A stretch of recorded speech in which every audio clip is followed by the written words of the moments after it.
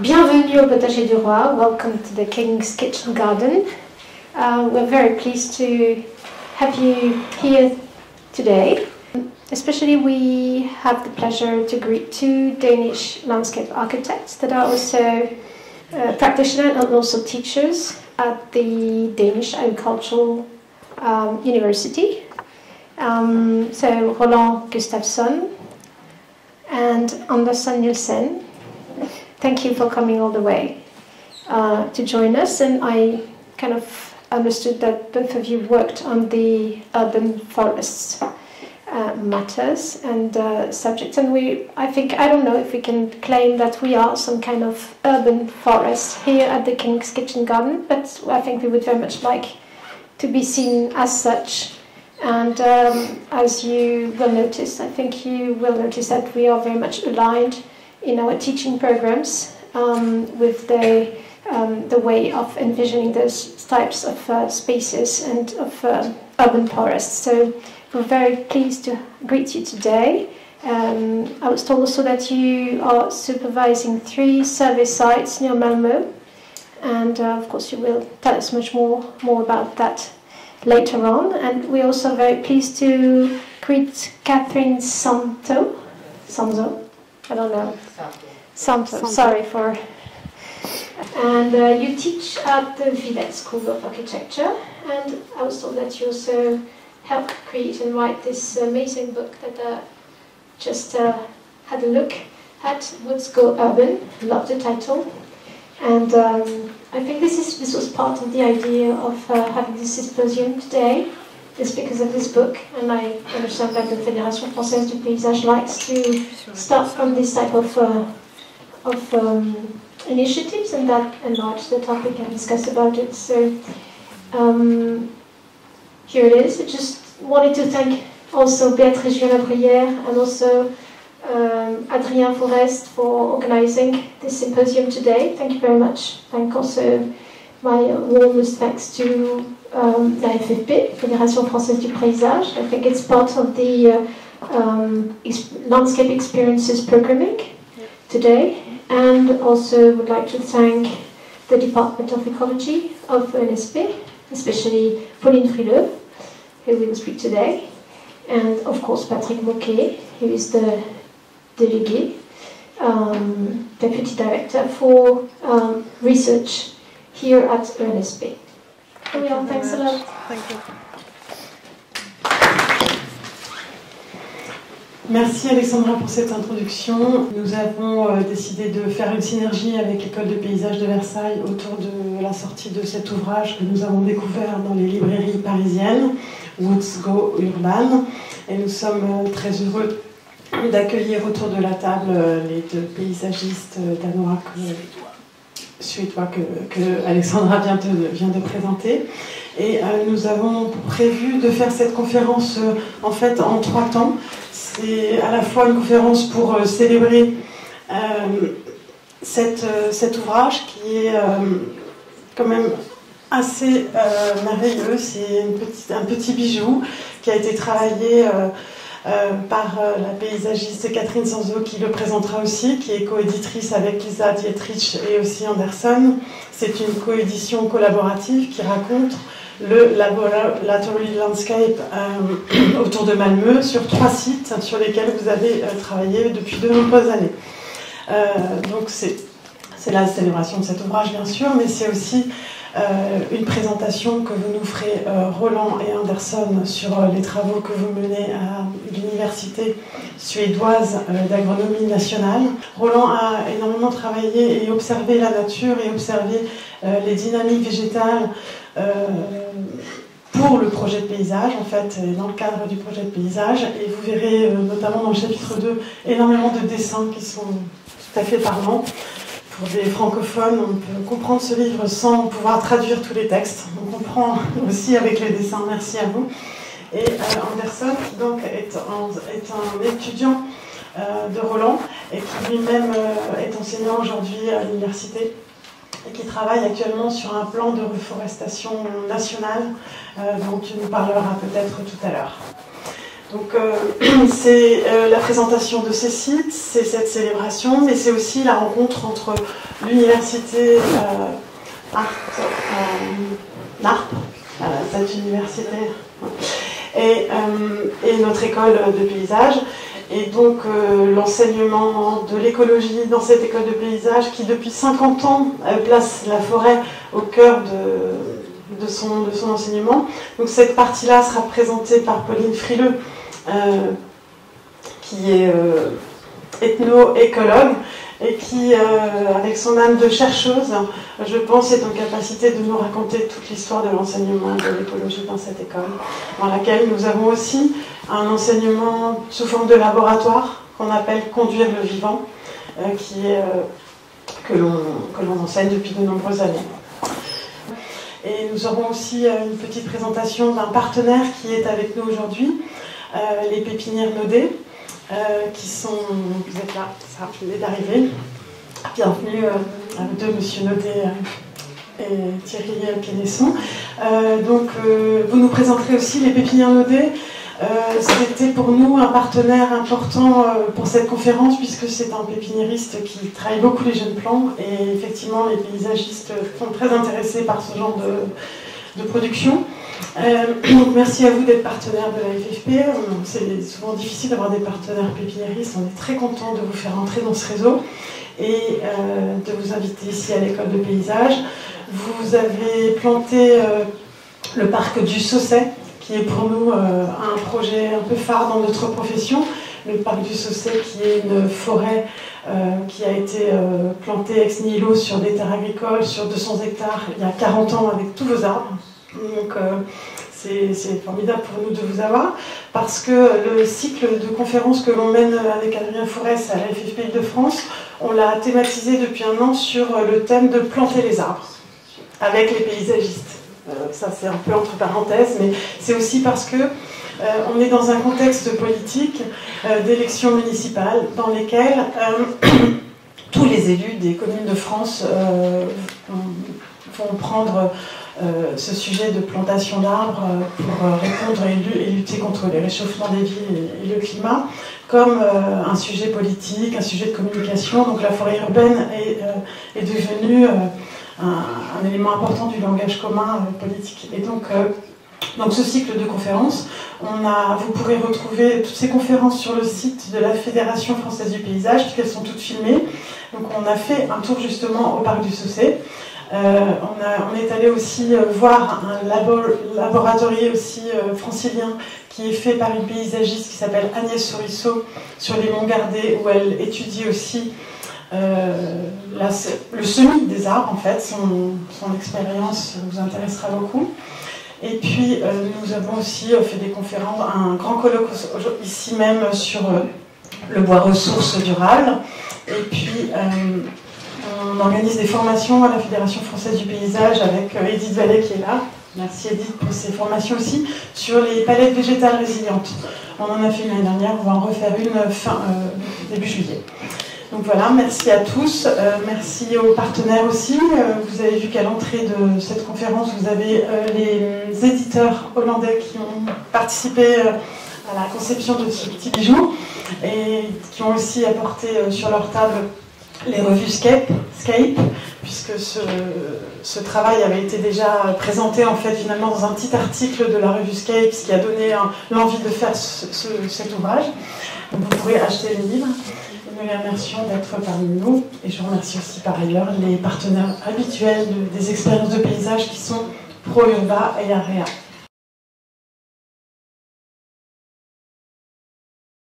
Hello, so I'm Pauline Frileux and I'm teaching here in this school at the Department of Ecology, and I shall apologize my colleague Romain Bouquet, who is a landscape architect, and François Homé, who is the director of this department.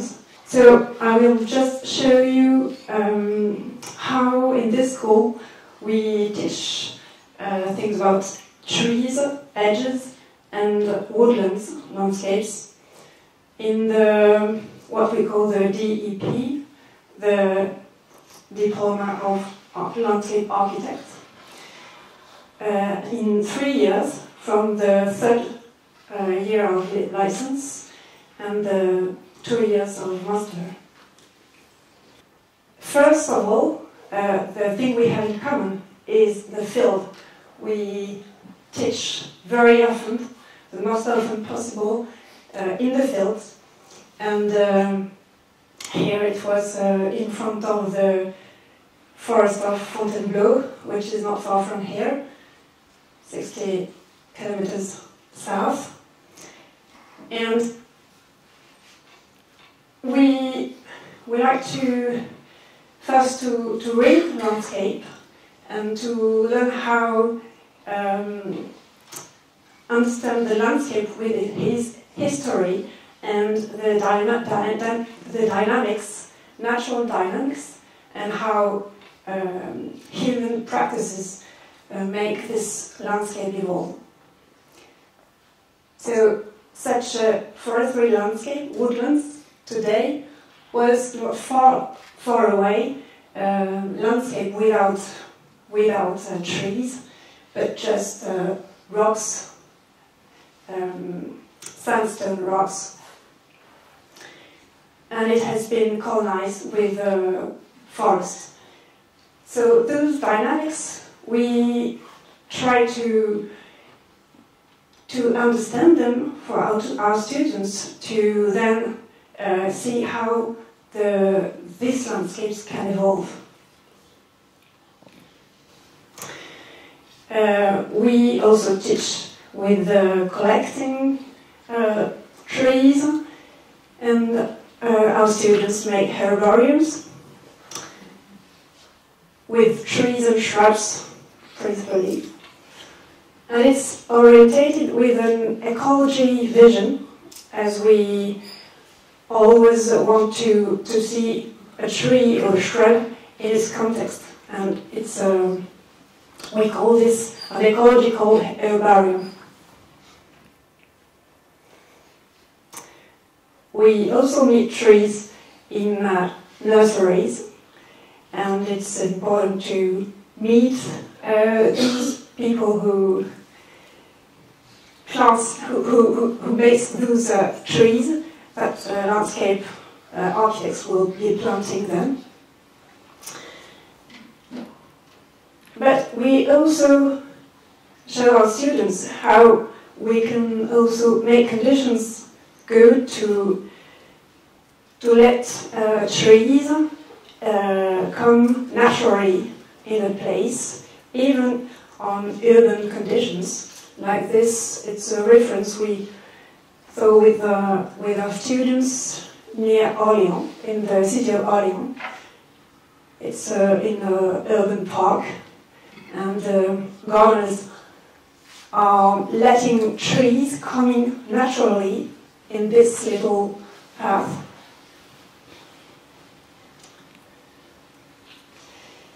Other references about trees in urban context, we showed our students how the importance of multi-layered structures, even when we are in very dense cities, like this one. It's Courbevoie, near La Défense. And we see here that the importance of the protection of the ground,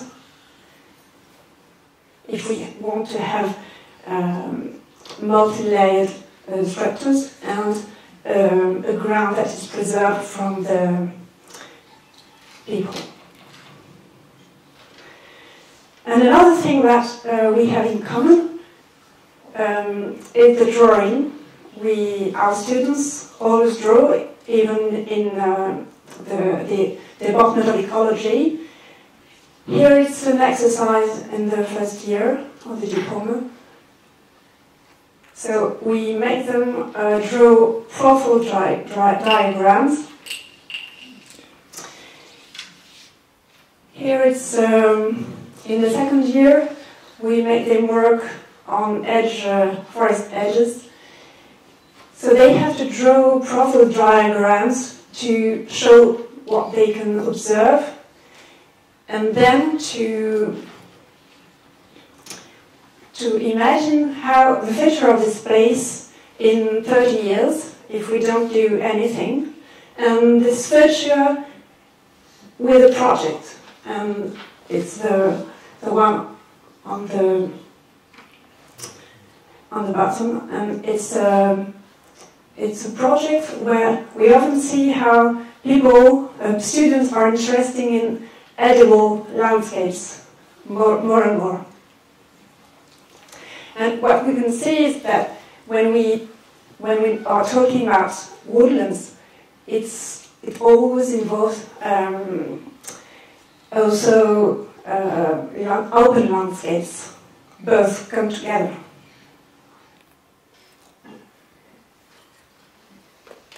So each year we don't have one place to study. Each year is a different place where we make them draw these profile diagrams on different edges.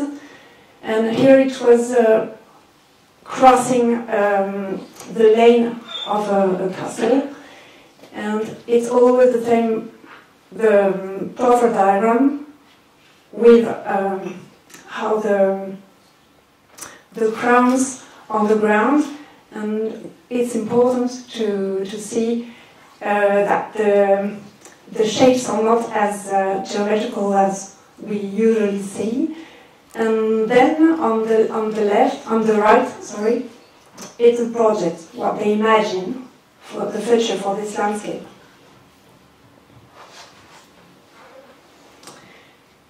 And in the third year of the diploma, there are several days in the forest, so they meet foresters, and they have to understand the different ways of managing a forest. And what is important for us is to understand how forests can be productive forests, recreative forests, and forests for biodiversity. So last year they were in the Morvan in Bourgogne, and they always work in little groups. It's a concrete case study, but they don't realize their proposition. But in some exercises, they try in their proposition. And here it was in an example in Nancy. So they had to define what was woodlands, wood parts, and what would be open, and the design was doing with the plants themselves, and not only in the school. And this is the third thing we have in common, I think, that design and management are very close for us too. So that was just a little view of what we're doing with our students. Thank you for your attention.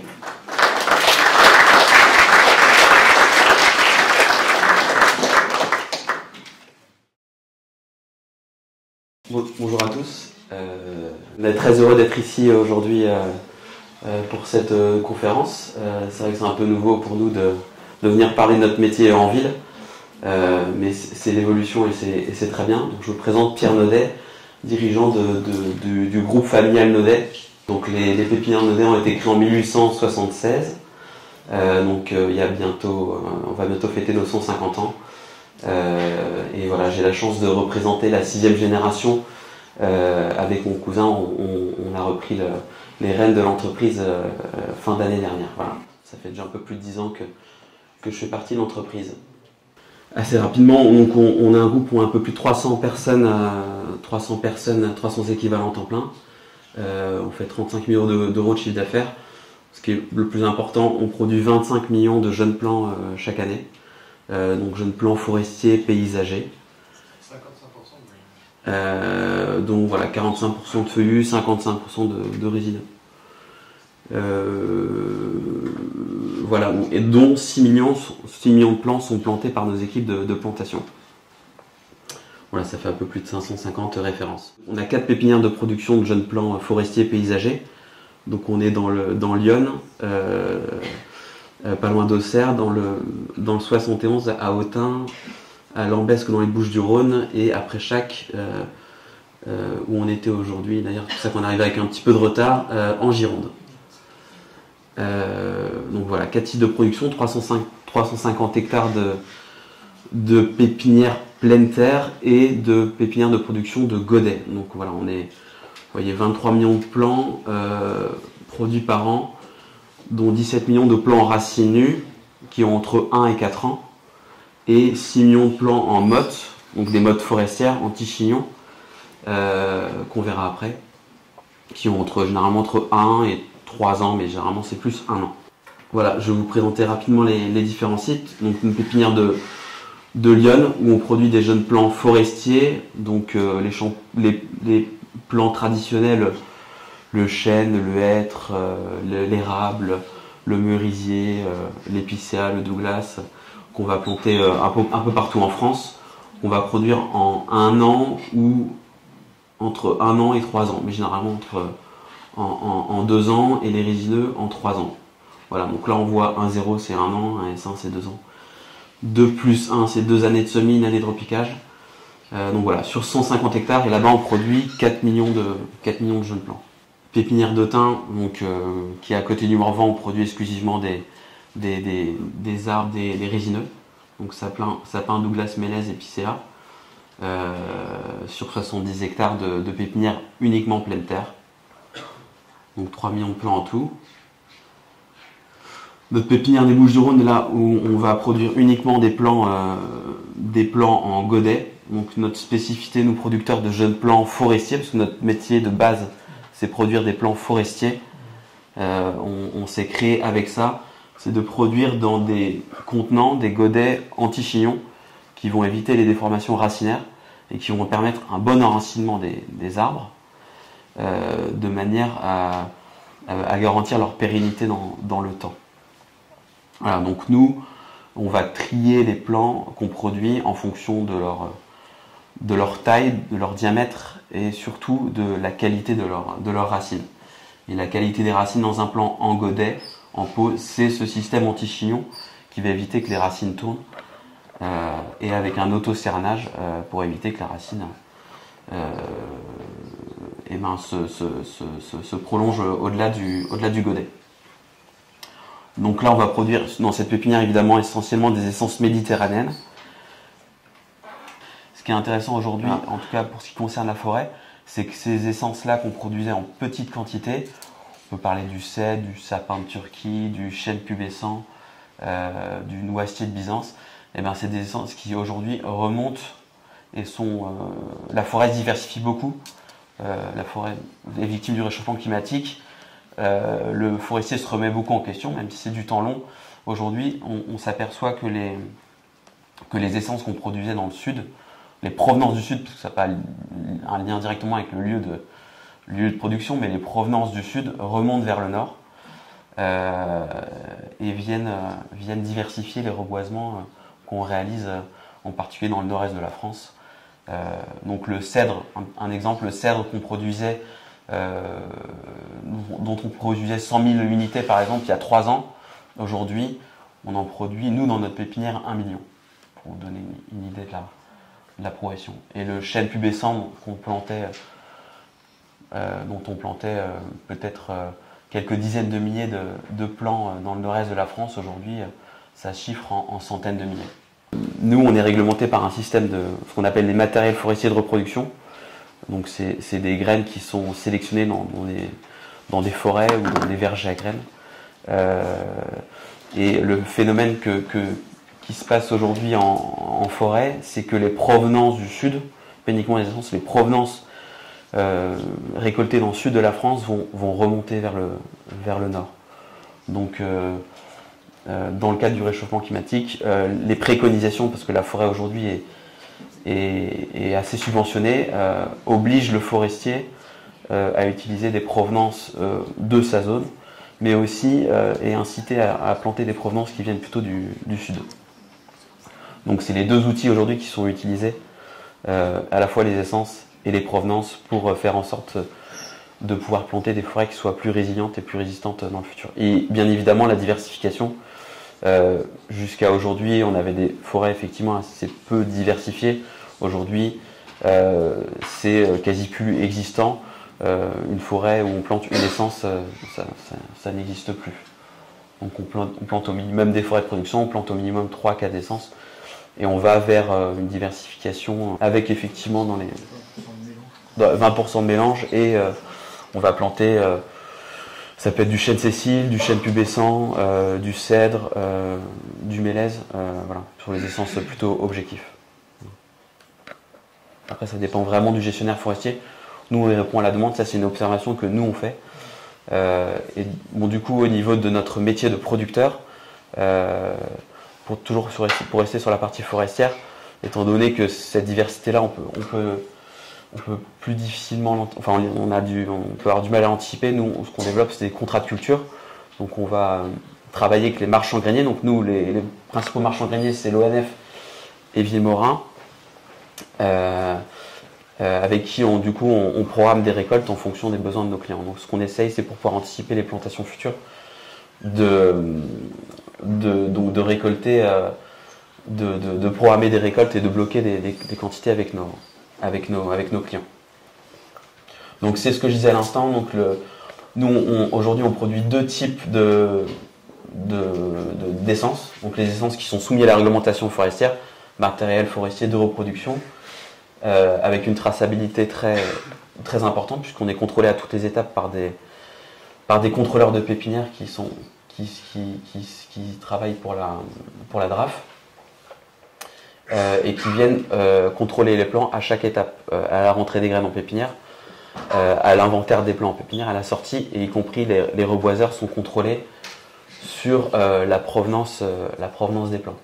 Aujourd'hui en France, il y a une réglementation qui nous impose des provenances. On ne peut pas faire n'importe quoi. Dans le cadre des plantations, dans tous les cas réglementées et financées, il y a une liste de provenances qui sont obligatoires. Et on ne peut pas y déroger. À côté de ça, ce qu'on voit aussi aujourd'hui beaucoup se développer, c'est évidemment des essences arbustives, parce que ça fait partie aussi de notre métier, replanter le paysage. Et donc dans ce cadre-là, on a développé une production sous la marque végétale locale qui est aujourd'hui pilotée par l'Office français de la biodiversité, qui elle comprend plus de 100 essences différentes. C'est bon, ça passe. Ça c'est un exemple de région de provenance pour le chêne sessile. Je vais passer rapidement parce que j'en ai déjà parlé. Donc là c'est ces provenances du sud qui remontent vers le nord. Ça c'est les différentes régions du label végétal local. Donc là je parle de plus de 109 essences qui sont cultivées dans nos pépinières sur différentes zones de production. Donc là ça s'inspire du matériel forestier de reproduction, donc de la forêt, mais associé au paysage. Donc les différentes étapes de la pépinière: stratification des graines, préparation à la germination. Donc ça peut durer de quelques heures à plusieurs mois. Ensuite semis en pleine terre, semis en godet. Donc on récolte les plants, on les arrache, on les trie, diamètre, taille. Voilà, tout ça pour nous amener au chantier de plantation. Oui, merci Pierre. Voilà, donc Naudet Reboisement, c'est l'entité du groupe Pépinières Naudet qui plante les plants. On parlait tout à l'heure de 23 millions de plants, 25 millions de plants produits, et c'est 6 millions de plants qui sont plantés par nos équipes et qui sont plantés en forêt, en ville, pour reconstituer le bocage, pour faire de l'agroforesterie, donc intégrer des arbres dans les forêts. Donc on a une équipe qui est structurée, qui est organisée pour être au plus près des clients. Sur 2/3 de la France, on replante. On a 4 directeurs de travaux qui qui sont répartis sur le territoire avec 9 chefs de chantier, 10 techniciens forestiers, des assistantes commerciales, 25 équipes de plantation forestière. Donc 6 millions de plantes qui sont plantées chaque année, voilà, c'est une répartition de ce qui est planté en une année, 1500 forêts qui sont reconstituées, et notamment des projets importants. La nouvelle forêt du Grand Paris dans le Val d'Oise, 1000 hectares de reboisement qui sont plantés avec des jeunes plants MFR, des arbustes intercalés avec les jeunes plants, des paillages individuels et des protections anti-gibier, tout étant biodégradables. C'est des forêts qui sont construites sur des lieux qui ont été rasés, qui sont d'anciens champs. Alors ça, ce sont d'anciennes terres agricoles qui ont été des décennies passées polluées par des métaux lourds. Et l'objet de la reconstitution de la forêt, c'est de faire de la phytoremédiation, c'est que les arbres captent. C'était ça, ouais, dans la plaine de Pierre-Allais, dans le Val d'Oise. Voilà, donc l'arbre va jouer son rôle de protection, on ne peut plus cultiver sur ces terres-là. Et donc on reconstitue avec des plants des pépinières Naudet, 10 hectares, et avec nos équipes. Alors, on a intégré aussi sur les infrastructures routières des jeunes plants, ici sur le contournement de Strasbourg, où on a intégré le jeune plan forestier, le jeune plan arbustif, pour réaménager l'espace, reconstituer des corridors écologiques, des passages petite faune, grande faune, des ouvrages pour le hamster d'Alsace. Voilà. Donc sur le contournement de Strasbourg, c'est 57 000 jeunes plants, 6 400 baliveaux, un peu d'arbres-tiges. Voilà, mais c'est le jeune plan, il sert à reconstituer rapidement des espaces avec des plants qui vont grandir rapidement. Moi j'ai déjà eu de mélange arbre-tige jeunes plants. On met les arbres-tiges pour faire du volume tout de suite, mais au bout de 4 ans, les jeunes plants de 40-60 cm ont rattrapé les arbres-tiges 18-20.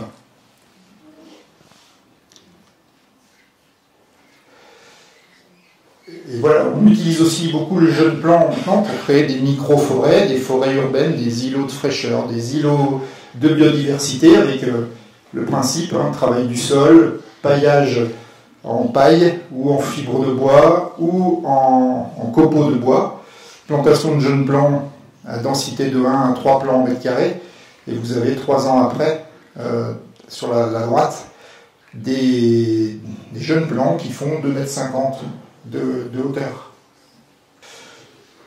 Voilà. Et ici, une forêt urbaine, on avait replanté en 2000, on avait replanté sur les bretelles d'accès à l'aéroport Charles de Gaulle, 120 000 arbres, et ça, on a repris les photos il y a quelques semaines. Voilà, donc c'était un plan au mètre carré à l'époque, et on a reconstitué des forêts primaires un petit peu. Il n'y avait que du feuillu, pas de résineux. Un plan au mètre carré, on a des plants maintenant qui font des arbres qui font 15 mètres de haut. Voilà, je vous remercie.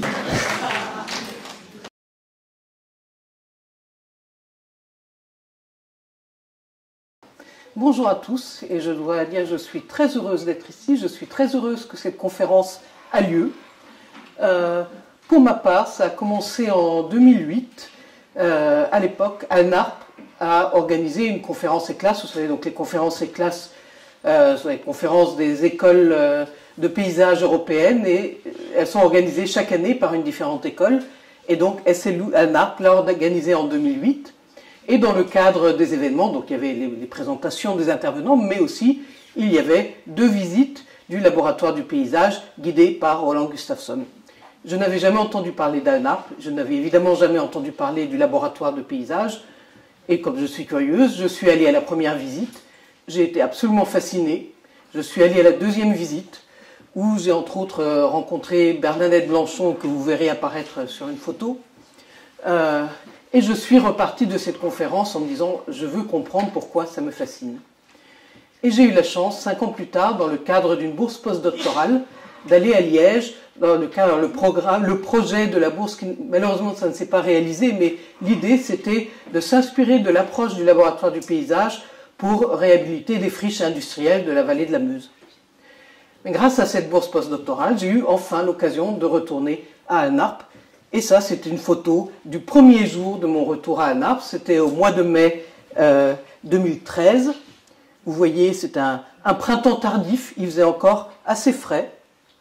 Et 5 jours plus tard, voilà, le printemps avait vraiment explosé. Il faisait bien meilleur, comme vous le voyez sur les vêtements des 2 personnes. Alors juste rapidement, vous avez vu le voir peut-être si vous avez vu le livre, il en sera question aussi tout à l'heure, l'emplacement de Annarp, Copenhague, Malmö, Lund, Annarp, qui se trouve entre les deux, qui est un campus agricole qui fait aujourd'hui partie de l'Université d'agronomie nationale suédoise. Donc il y a une université d'agronomie qui a des campus à différents endroits, dont Annarp. Et donc en fait là vous voyez qu'un morceau de la photo aérienne, mais si vous zoomez un peu plus large, vous voyez que tout autour, c'est du développement suburbain et il y a cette sorte d'île agricole au milieu, avec au centre donc la partie proprement des bâtiments universitaires. D'une part, le premier bâtiment universitaire qu'on appelle aujourd'hui le château, d'autres bâtiments qui étaient anciennement des bâtiments de ferme qui sont aujourd'hui transformés en salle de cours, le parc du château qui est là, un jardin botanique qui est là, et les vents salés qui viennent de là. Donc gros problème, 150 ans après son installation, le parc du château commençait, enfin les arbres du parc du château, des chênes qui sont aujourd'hui majestueux, souffraient des vents salés, donc il a été question de planter ici une plantation pour les protéger, et à l'époque Roland Gustavsson, jeune enseignant, a proposé de le faire pas comme on le fait habituellement, mais d'en faire une plantation expérimentale. Alors, c'était le début, mais en fait, le début remonte à plus loin. Il aura l'occasion de vous en parler. C'est aussi dans le livre. Le début vient de toute une réflexion qu'il a mise en place avec une observation très minutieuse de nombreux paysages, forestiers et forestiers ouverts, comme disait tout à l'heure Pauline Frileux. Donc, les paysages forestiers, c'est pas juste la forêt, c'est vraiment un ensemble de paysages boisés et ouverts. Et un certain nombre de projets déjà dans d'autres contextes. Alors voici juste un plan, alors c'est plus tout à fait le plan, c'est pas exactement le plan que vous trouverez dans le livre, mais vous voyez comment ça a été organisé, les 2 parties alors plantées à 10 ans d'écart, avec des parcelles bien distinctes, chacune avec un type de plantation différent. Mais donc ils auront l'occasion de vous en parler plus. Je voulais insister là-dessus. Cette histoire, c'est une histoire d'arbres, mais c'est une histoire de personnes. Des personnes qui sont là depuis peut-être avant le début de la plantation, qui étaient là tout au long de la plantation, toute une équipe autour de Roland Gustavsson, qui continue. Alors ça a duré longtemps, c'est une expérience qui dure depuis 40 ans. Évidemment, les personnes impliquées ont changé, mais il y a un esprit commun qui est toujours là. Il y a donc Roland Gustavsson, Erik Svensson, qui est la personne qui est en charge de la gestion du laboratoire du paysage au quotidien, et puis en dessous, donc Anders Busse Nielsen, et la personne qui à l'époque était son doctorant, qui est aujourd'hui responsable, qui enseigne aussi à Annarp, qui est aujourd'hui responsable du laboratoire de paysage Björn Wistrom. But one of the difficulties in being in a place once is that you see it once, but these places are interesting in their dynamics, in their evolution. I guess when you are learning about reading landscape, you need to go back several times to see the evolution, and it's interesting in the presentation of the Naudet firm also how much forest had grown. The planted forest, forest planted 22 years ago, 24 years ago, had grown in that period of time. After a while, when you get some experience, probably you're able to see, visiting a place once, you're able to see signs of its previous evolution, and you can imagine the future evolution. So anyway, this was my second trip in 2013. I was there for 3 weeks. I arrived at the very beginning of spring and really saw the spring setting up. And these images were taken, as you see, almost at the same place, just a week apart. So as you see here, there are 3 pictures taken at 3 different times, more or less from the same spot. This one below, if you remember, it was taken in 2008 in September, so at the time of the conference. And this is something that's so important in landscape laboratory, and that makes the experience of being there so important. You see these different layers of time, you can see different layers of the seasons, and you experience them as you walk through the garden. I think I will stop now, and you'll see many more images, we hope, in the second part of the conference. Thank you for your attention.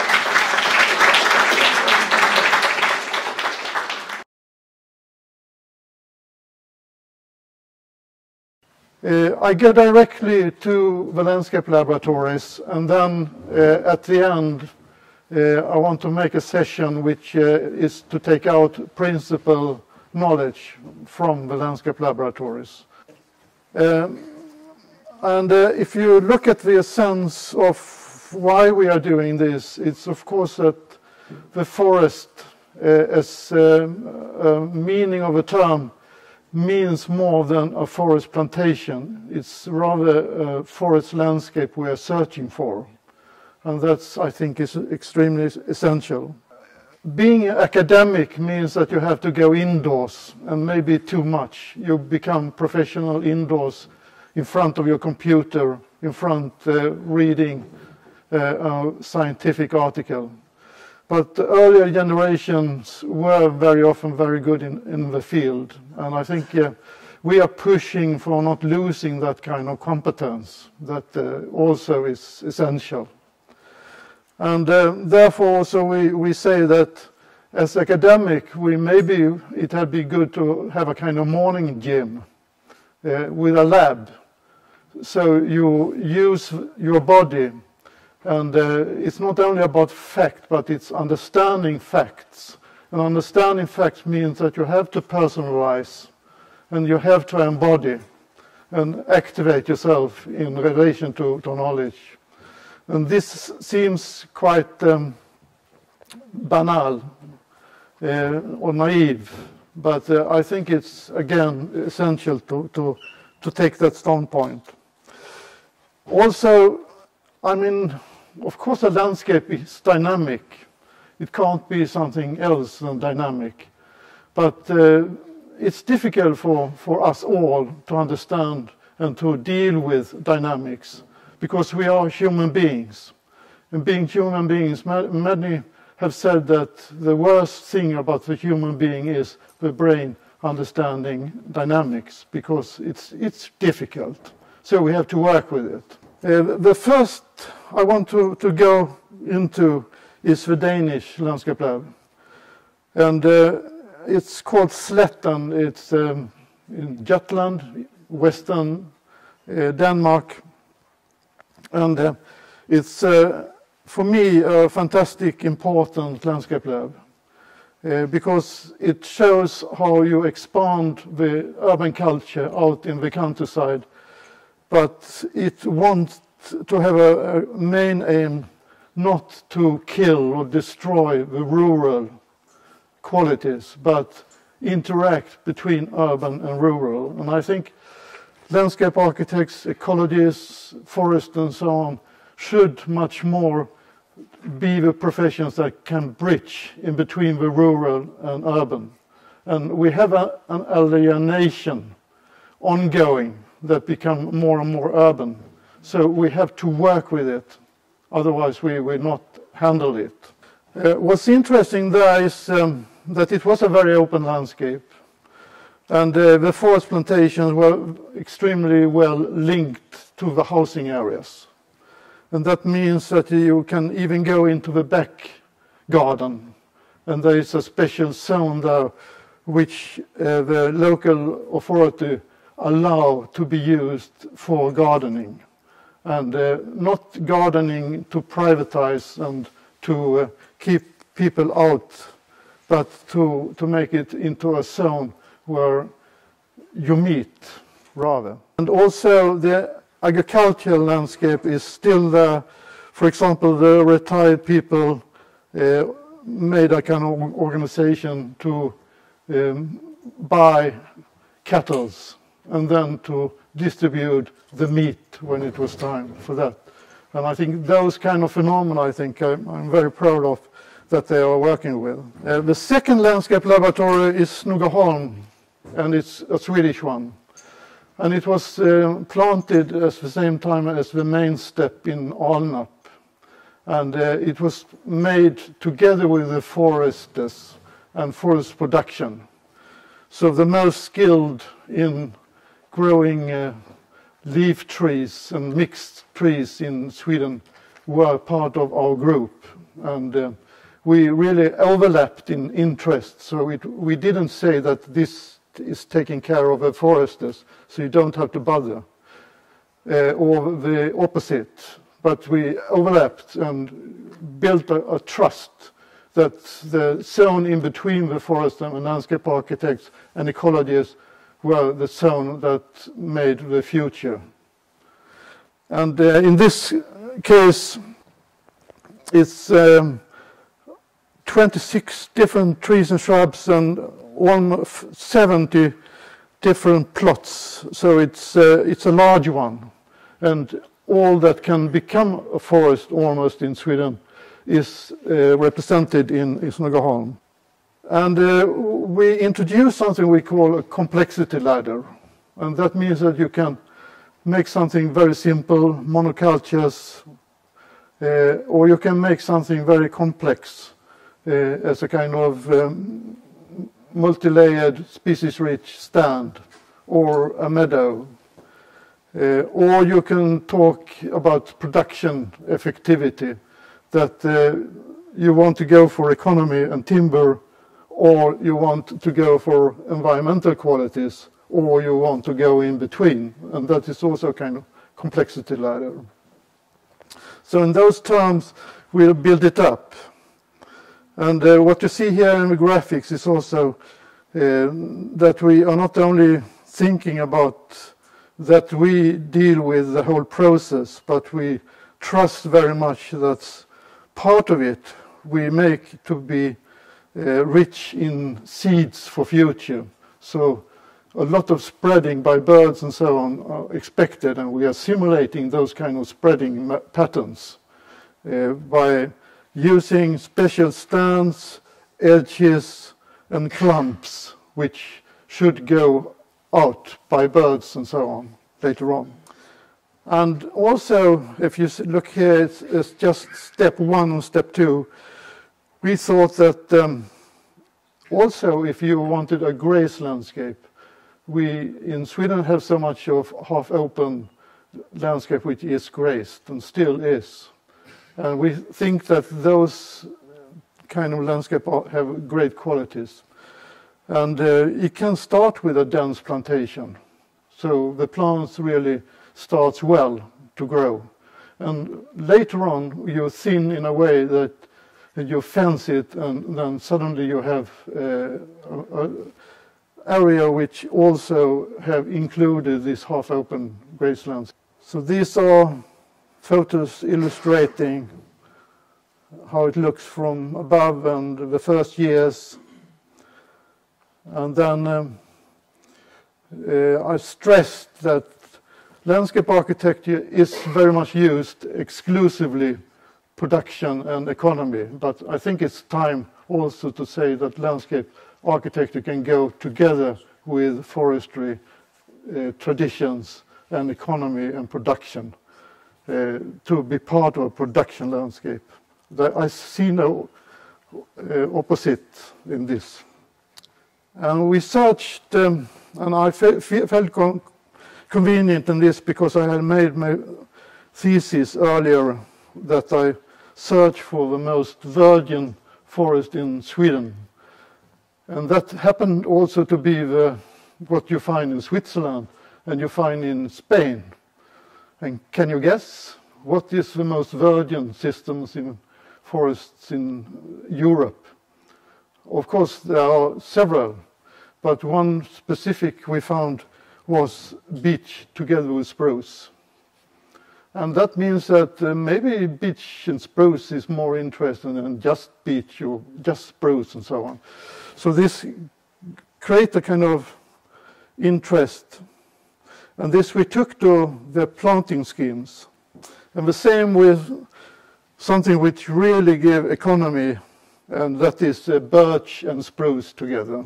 that's almost a national symbol for Finland and Sweden. And it's interesting to see in production, and you can see the photos from Snogaholm when it has grown up a little, so it's a kind of young teenager in forest. And then you can look at the profile diagram in the middle and see that they are not actually similar to each other. And that means that if you have a kind of very natural forest system with spruce and birches, you see that they have different layers and positions. That is not the same as you find in a timber forest. And those kind of pattern is, for me, very interesting to find and not forget. And that means that it's different layers, and it's also a number of stems, that is sometimes incredible, many stems. After the landscape laboratories, we made some specific plantations, so it comes from a period after where we could elaborate more with those kind of patterns that natural forests have, with very dense planting. And it's there today outside of Lund in this case, and very interesting to follow, and I think that we have advanced by this. Also, there are systems which are extremely traditional, and now it's not used so much, but it's about oak and oak together with spruce, but in a new way, because they have a kind of island thinking, that they concentrate with biodiversity around the oak with hazel and lime tree and sometimes also perennials. And then you have spruce for the economy and the earlier development. And then when you thin, the islands grow and grow together, and suddenly you get a whole species-rich system.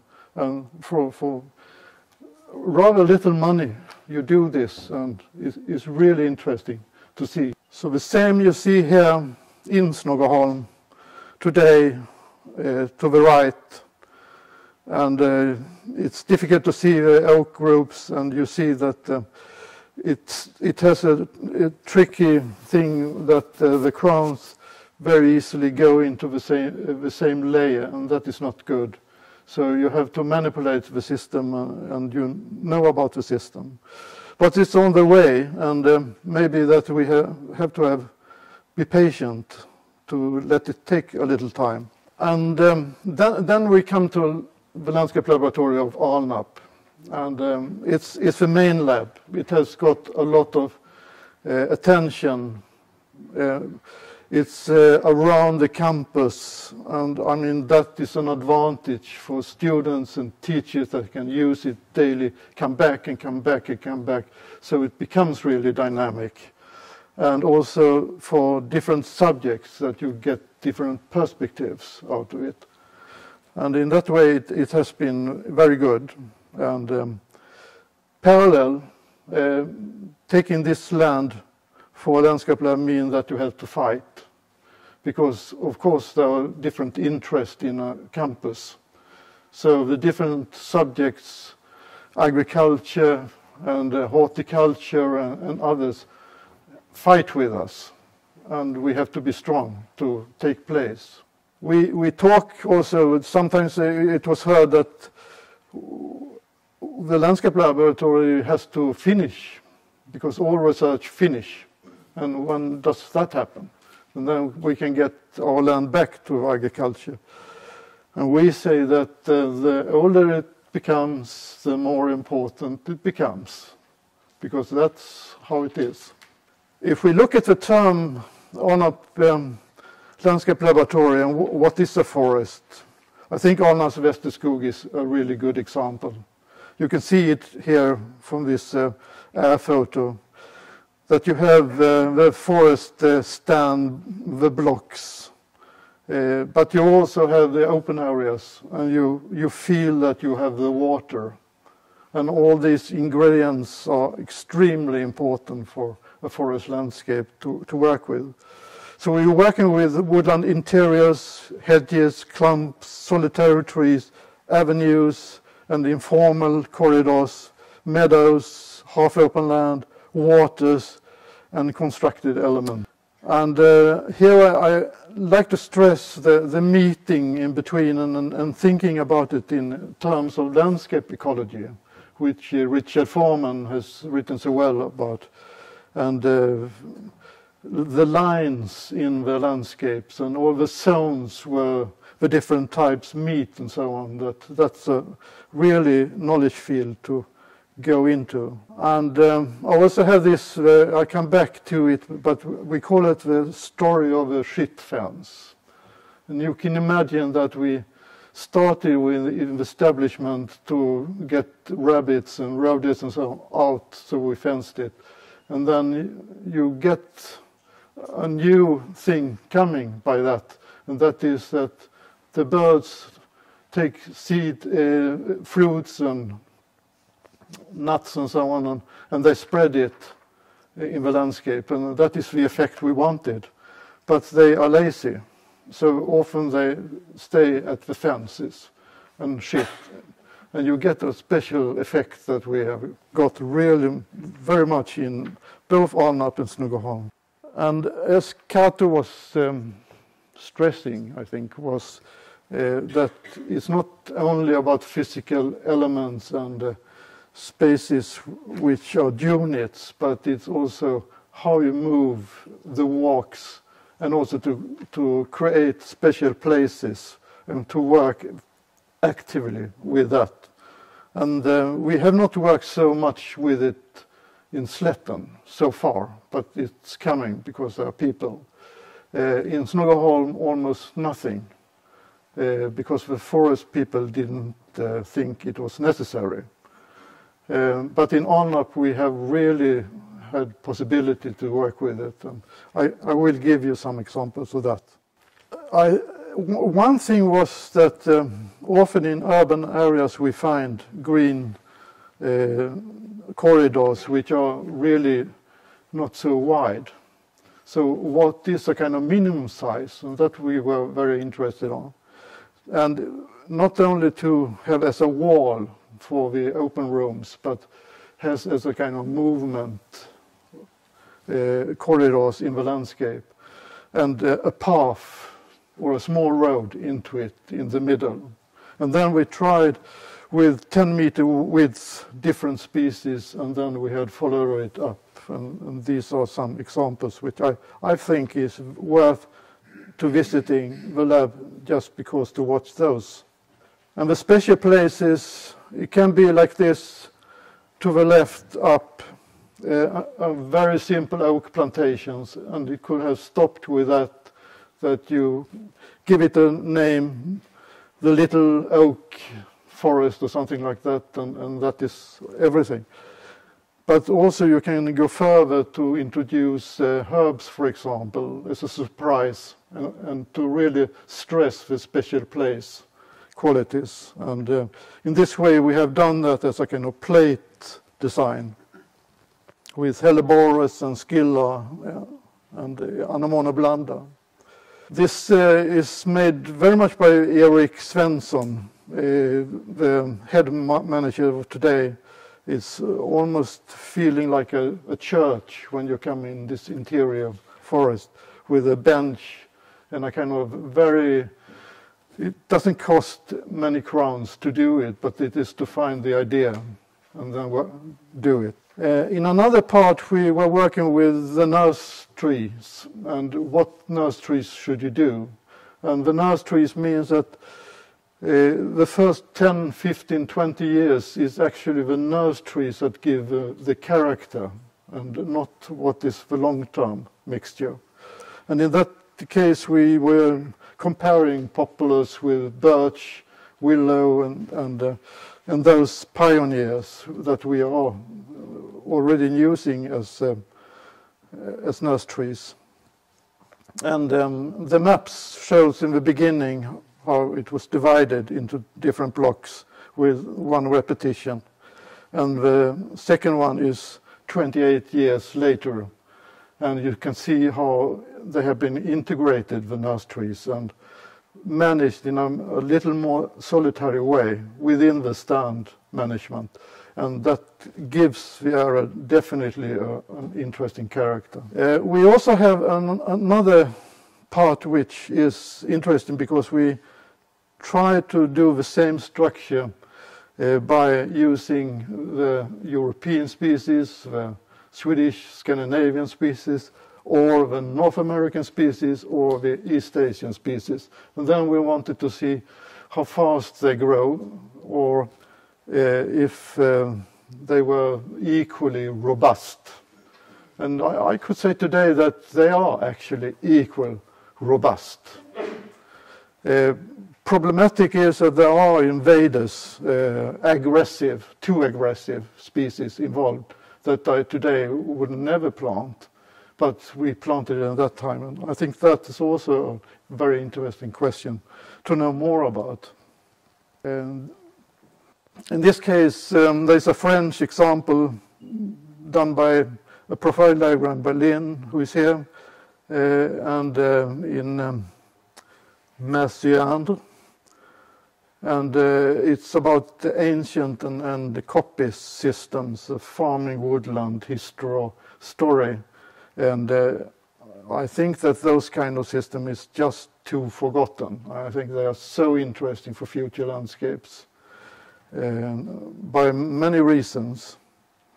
And we have a kind of studying which we call reference landscapes, where we not only visit the landscape, but we return to the landscape with a kind of intervals of 5-10 years.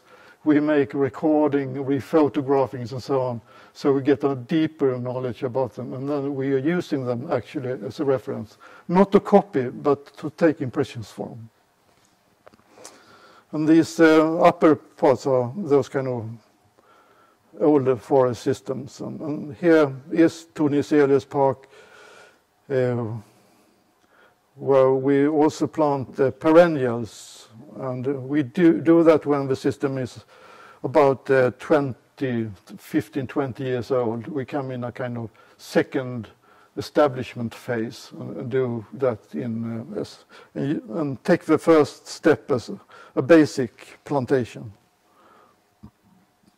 These two are from the North American and East Asian, and they changed dramatically after we made this second step.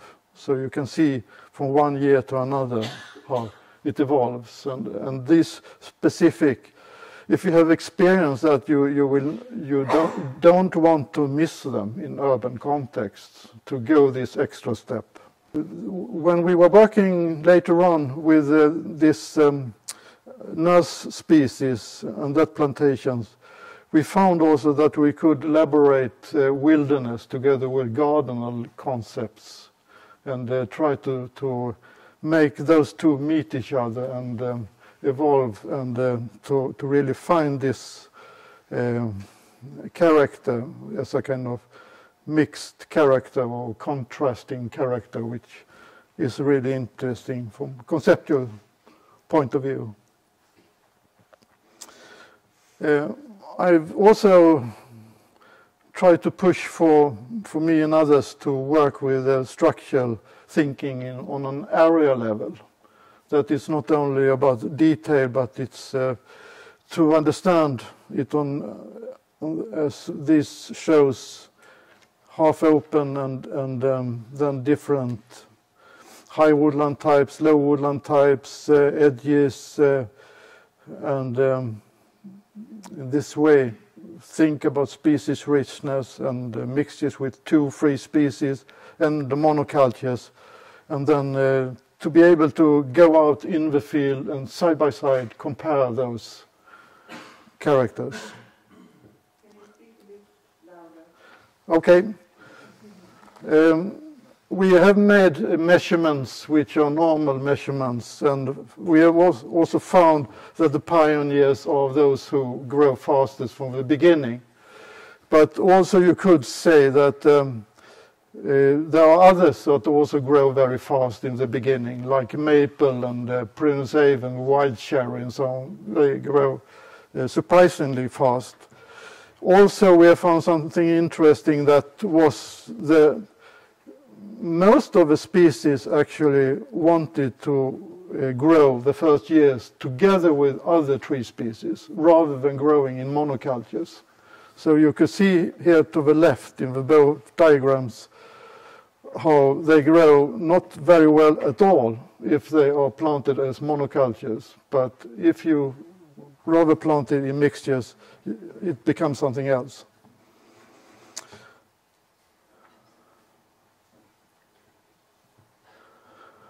I just give some examples of how we also with students and researchers go out in the reference. And I admired what we had presented from your ecologist and what you're doing here in France. I don't think we can have something similar from ecologists in Sweden, this spatial interest and that way of working, which we find so useful. And this particular place, you find a whole chapter in the book, Woods Go Urban, and there are specific reasons for that, but it happens to be a kind of about contextual knowledge, that to understand knowledge you should place relate it, and better to know certain places really deep than go and have a lot of very shallow knowledge. And this one was also the place where I started as a student, when I found actually a French botanist who was working in the tropical rainforest called Hallé. And he inspired me to go home and make the first profile diagram. And then I was into it. And it was because we had at that time studied ecological courses, but they didn't have anything with spatial patterns to do. And then I suddenly found this by botanists in France, and found this is what I was looking for. And the rich forest systems, of course, also you can see in Arnarps. We call it New Arnarps Grove, and so far has developed very well. Hazel so far is one of the character species. And same with the beech forest, and we have tried to be able to compare normal thinning programs with a special thinning program which make a multi-layered beech forest, which are there here and there in the countryside, but not very often. And then completely free growing as a third alternative. And the birch, of course, is almost poetic when you go into it and find it. The forest walks, I think that we have worked so much with it and so on, so it becomes one of the main themes, and different characters. And other lines in the landscape were the woodland edges and shrubs, and often also water involved in edge situations. That if you go out to look at it in the countryside, you see there's so much of richness, of inspiration that we are not really taking care of in urban situation. This is one of our main reference areas, Oxhagen. And another one is Linnebjerg with woodland edges. And it's not only the outer edge zone, but it's also the inner edge zone, which is so important not to forget, but to work actively with. And this is an example where you can see how you can follow individuals, how they really, through the neighbors and their social position in the system, are given a special architecture, and you can see how it develops through time. And this is from 1982, 99, and then 2000. 2006, and it's so precisely drawn so you can trust each part of a crown for the individuals. And edges, of course, becoming show windows often. And you can combine a very complex edge with a very simple edge, open edge, and make it even more important than if you choose one of those.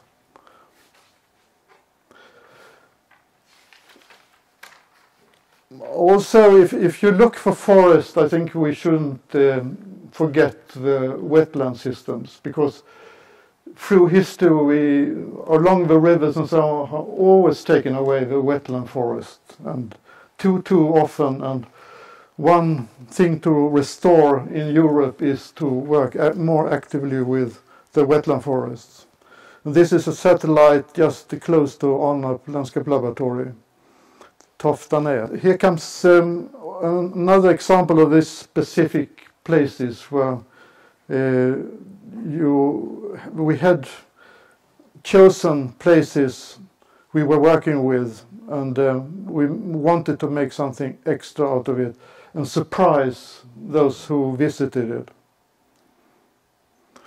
And soon other programs, educational programs, like musicians and artists in Malmö found the Landscape Laboratory and wanted to use it for training outdoor performances. And often they were using this specific place, which we call Lind's Place.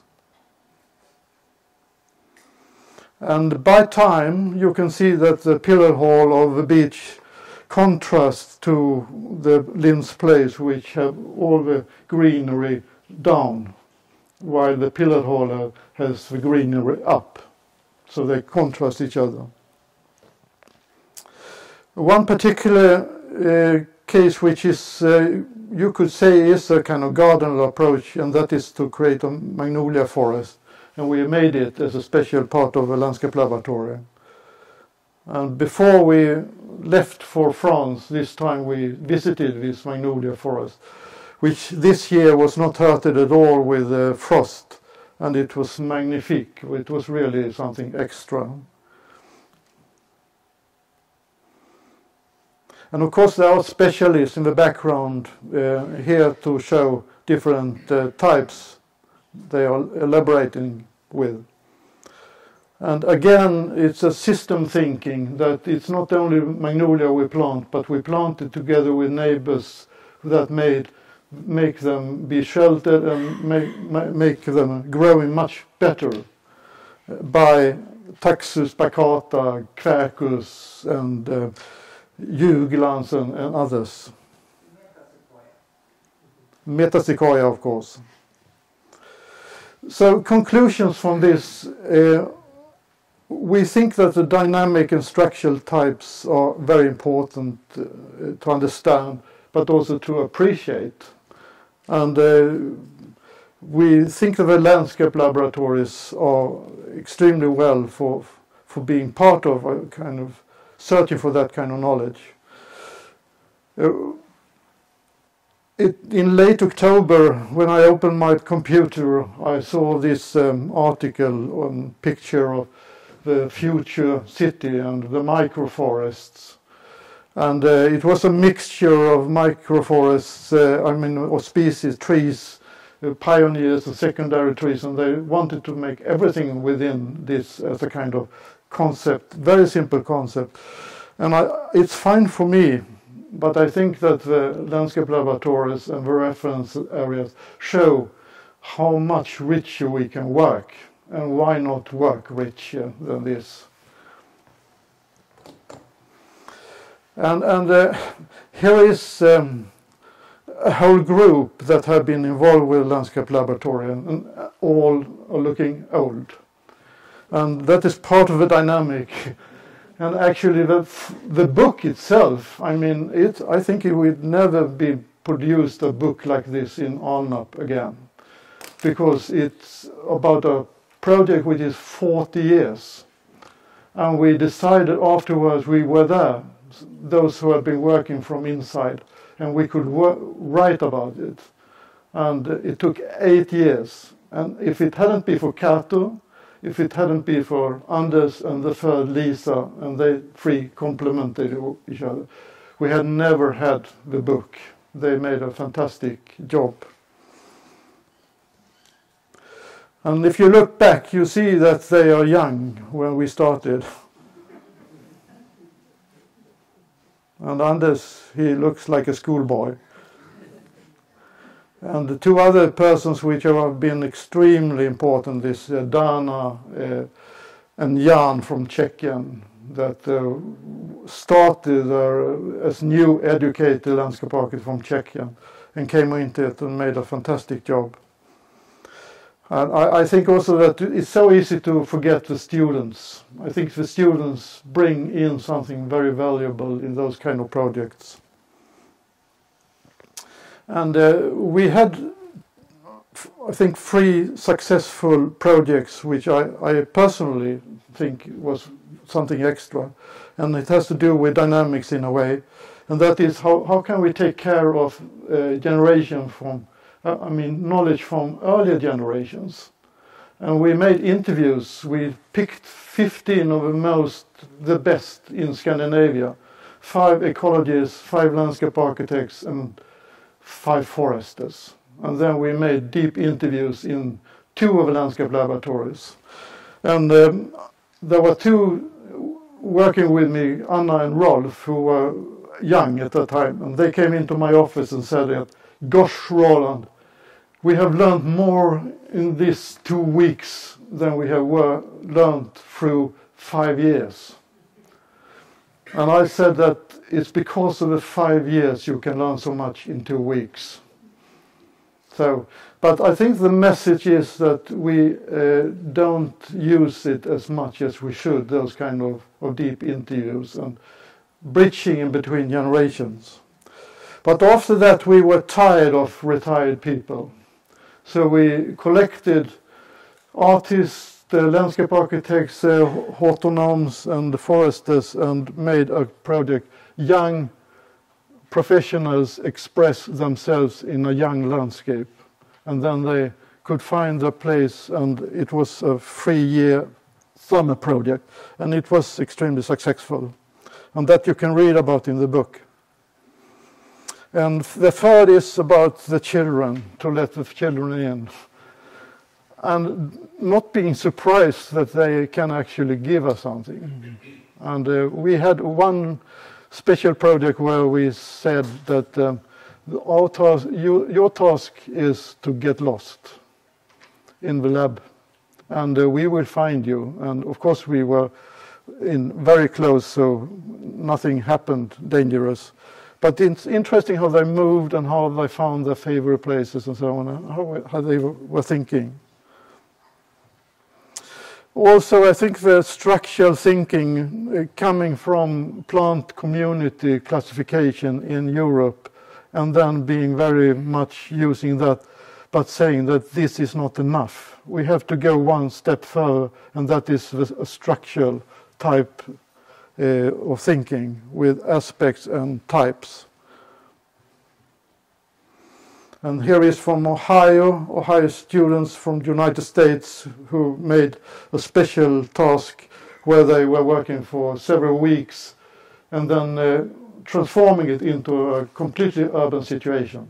And I mentioned the tropical, that I myself was so much inspired. And these are examples from half-open landscape, which I stress very much, even if it's difficult to, in practice, realize, but never forget about it. And maybe we are able to realize it because we have so few living references in the countryside, and therefore we can't think mentally about it. So going to Portugal, going to Romania, trying to find those examples that could be interesting, or even go to France, to other parts like here with hornbeam forest, where you can see the coppice system, the pollarding and so on, still there. and the flood forests, which is not only forest, but it's also flooded meadows and designing in different ways and working with edges so it looks like wetland edges. And taking it even more into urban, I stress the importance of doing that, but I stress the children and possibilities to work with daycare and different schools. And also I stress possibilities like here Sven-Ingvar Andersson is the most well-known landscape architect in Scandinavia and probably the most successful through time. And when he died, there was an article written about him that the most fascinating maybe is Ronneby, which these pictures are. And what he did actually was that he surprised everyone with combining very much a kind of forest, which are kind of typical forest and wilderness forest, and then suddenly you come to places which are garden places. And this one is called the Japanese garden, and it works. So it's a good example.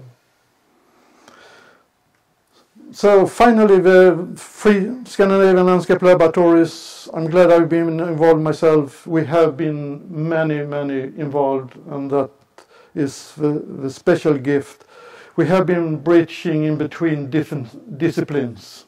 We have trusted each other, or we have even wanted to overlap and not to be angry if you come too close to another discipline.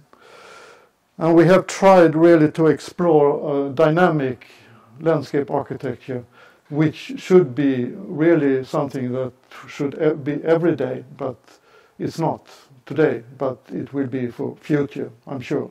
Thank you very much.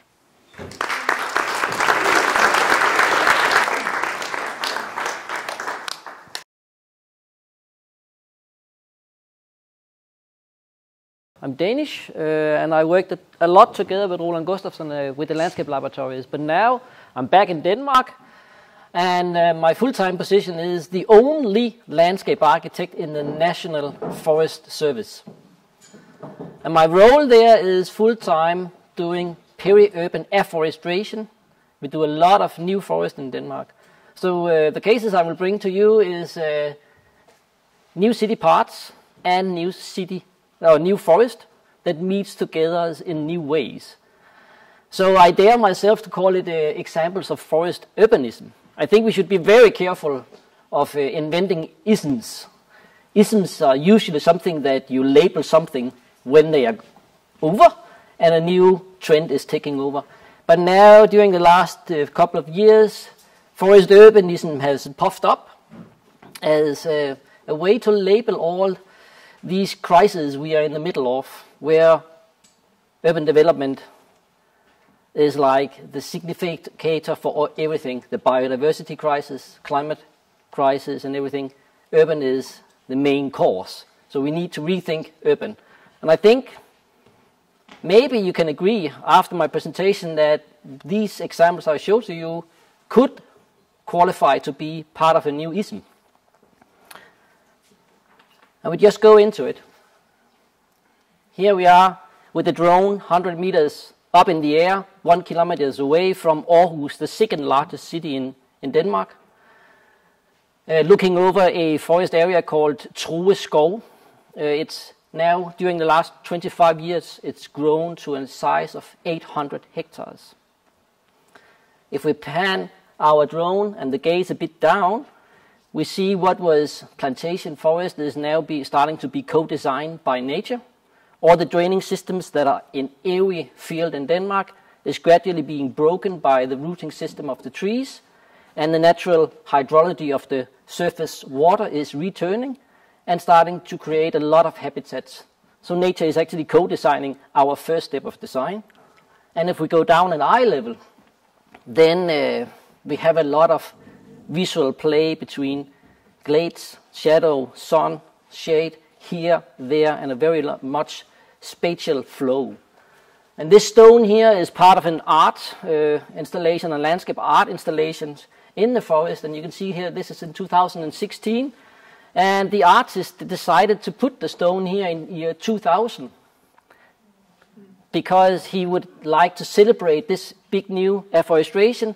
And he also very much appreciated the grand view from especially this side here. So you can see the landscape has really changed within a very short time from being very open, it's agriculture, and then being a very different situation. To understand how we have succeeded with this big afforestation at the border of the second largest city, we need to go a bit back in time, because in 1988 or 88, the city council in Aarhus decided a grand vision, Aarhus surrounded by forest.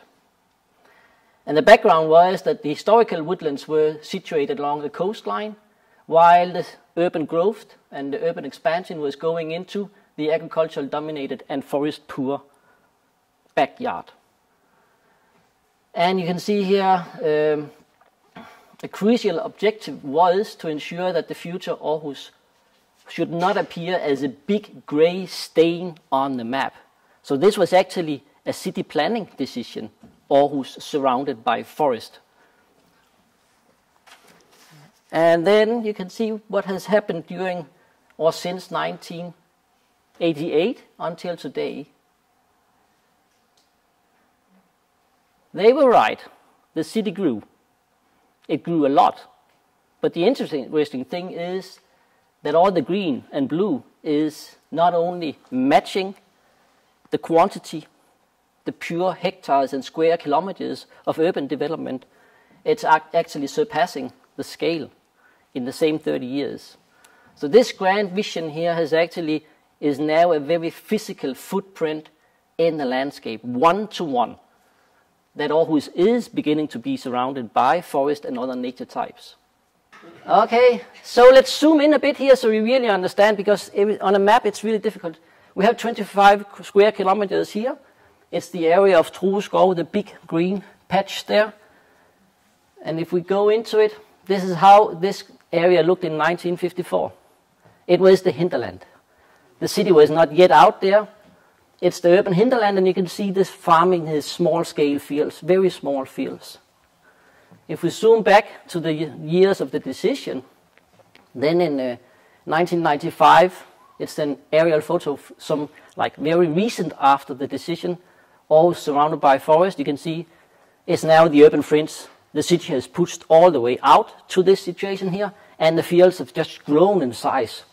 So it's urban fringe landscape now and large-scale farming. And if we look at it today, the city has continued to grow, but you can also see now it is large-scale afforestation instead of large-scale farming. All these white lines on the map, these spaghettis here, that's the new path systems, and you can see the textures on the fields, it's a canopy of the trees. So really a dramatic change from 30 years before the decision and 30 years after the decision. And here we are, 2020, celebrating the expansion of Trueskov with 69 hectares. And the man celebrating here, he is the CEO or the director of the water or drinking water supply company in Aarhus, delivering water to 500,000 people. And he's so happy. And he is explaining why he is so happy. And that is because his drinking water is being extracted from below the new forest. If we go back to this map here, then we see why the forest is there. Here you see the map, and we have a pumping station from where drinking water is extracted from the groundwater tables below. And you can see the groundwater table is defined by this blue line here, and the topsoil on that, as I write here, where the soil geology provides a very poor or inadequate protection of the groundwater. So afforestation here is actually a measure to replace agriculture where you use fertilizers and pesticides with land use where you do nothing. You invent nature and you protect and you farm nature. So this is the whole mechanism here. And during the past 30 years, we've actually seen this develop in Denmark now here, that policies of groundwater protection has become turned into partnerships around urban fringe afforestation. So my organization in the Danish Nature Agency is teaming up in financial partnerships with the local drinking supply companies and the local municipalities. We are sharing the cost to buy this very fertile agricultural land. The land becomes mine or the nature agency, and we close our eyes and we envision how this should be developed into forest and landscape. And then we go out, we start it, and then we protect it and we cultivate it for the future. And that's because the drinking water legacy in Denmark is based on we rather protect than we want to purify our water. And I was just, this morning I was in St. Cloud, and I was just filling at the toilet, I was just taking water from my bottle. Nah. In Denmark we are so lucky that the groundwater is clean, we can extract it and we can drink it, and we really want to protect it. And one of the measures is to replace industrial farming with nature development and forest, and we do that exactly at the urban fringe because that is where the water is pumped. In Denmark, the drinking water companies saw the possibility to make this synergy because at national level we also in the late 80s decided to double the forest area. Denmark shares this history, like France and all the northwest European countries, of deforestation. At the around 1800 we had 2% forest cover in Denmark. I just checked. You had 13% forest cover in France, but that was mainly in the mountains. Up here around Paris, it was also very low. And then we decided, the national government made a vision in 1989 to double the forest cover in Denmark within 1 tree generation, 100 years. And now we are up to 15%, and we don't have a map exactly where we will have all this new forest, 10% more forest in the landscape. But we know from history now, and the example I've just shown you, that many of the forests will be located close to where people live at the urban fringes. And when I was still employed at the university, we made an inventory. So here we have a diagram showing the forest cover inside, at the fringe, and in the peri-urban landscape of all Danish cities with more than 10,000 inhabitants. And intuitively, you would think that forest cover will increase the further you get away from the city and all the mechanisms. But in Denmark, we have now a situation where forest cover peaks at the urban fringe due to this intensive afforestation. And these are based on data from 2014. And I want to bet if we do the same exercise again, this GIS exercise, it would have puffed up even further here. Because during the last 10 years, we have really been active at the urban fringe. So back to this celebration of the extension of Troskov, where the CEO of the drinking company was celebrating. He was not the only one. Okay, side story. I don't perceive myself as particularly old. But when my Minister of Environment is 10 years younger than I am, I might consider me a bit old. But this is the Minister of Environment. She's planting a tree when we were expanding this Troskov here, together with the kids. And she is also there to celebrate the protection of the drinking water, but she is mainly there to mark that afforestation has become a very known and respected and useful tool in the Danish adaptation to climate change. And I don't know if you remember or heard about it, in 2019, the Danish society was just fed up with the speed or the lack of speed in the green turn of society. So the Danish Nature Protection Federation, the NGO of nature protection, and another NGO on afforestation, and a national TV broadcaster. They teamed up to do the world's first ever climate telethon, to collect money to plant trees. And this was like a big story in Denmark. It was in the forest, it was broadcasters, but it was everywhere. It was in BBC and World Economic News that the Danes are collecting, Danish people, ordinary people and companies are giving money to plant more trees. And these trees, of course, also end up in Troskov. And it was celebrated also with people that they could come, apply the trees themselves they had donated. And then they could irrigate the newly planted tree, of course, with water directly pumped from the drinking water drilling. So the groundwater bar was open the entire day, and the good thing was you could drink as much as you would, and you could still drive home. So here, people really they donated money, and then they really got a one-to-one aha experience of their relationship with, or maybe even dependence on, the local landscape they lived in. This is from where I get my water. And this is where I, in the future, can go and recreate myself and experience nature, while the trees are sequestrating CO2. Yeah. So the drinking water station is obvious in the landscape.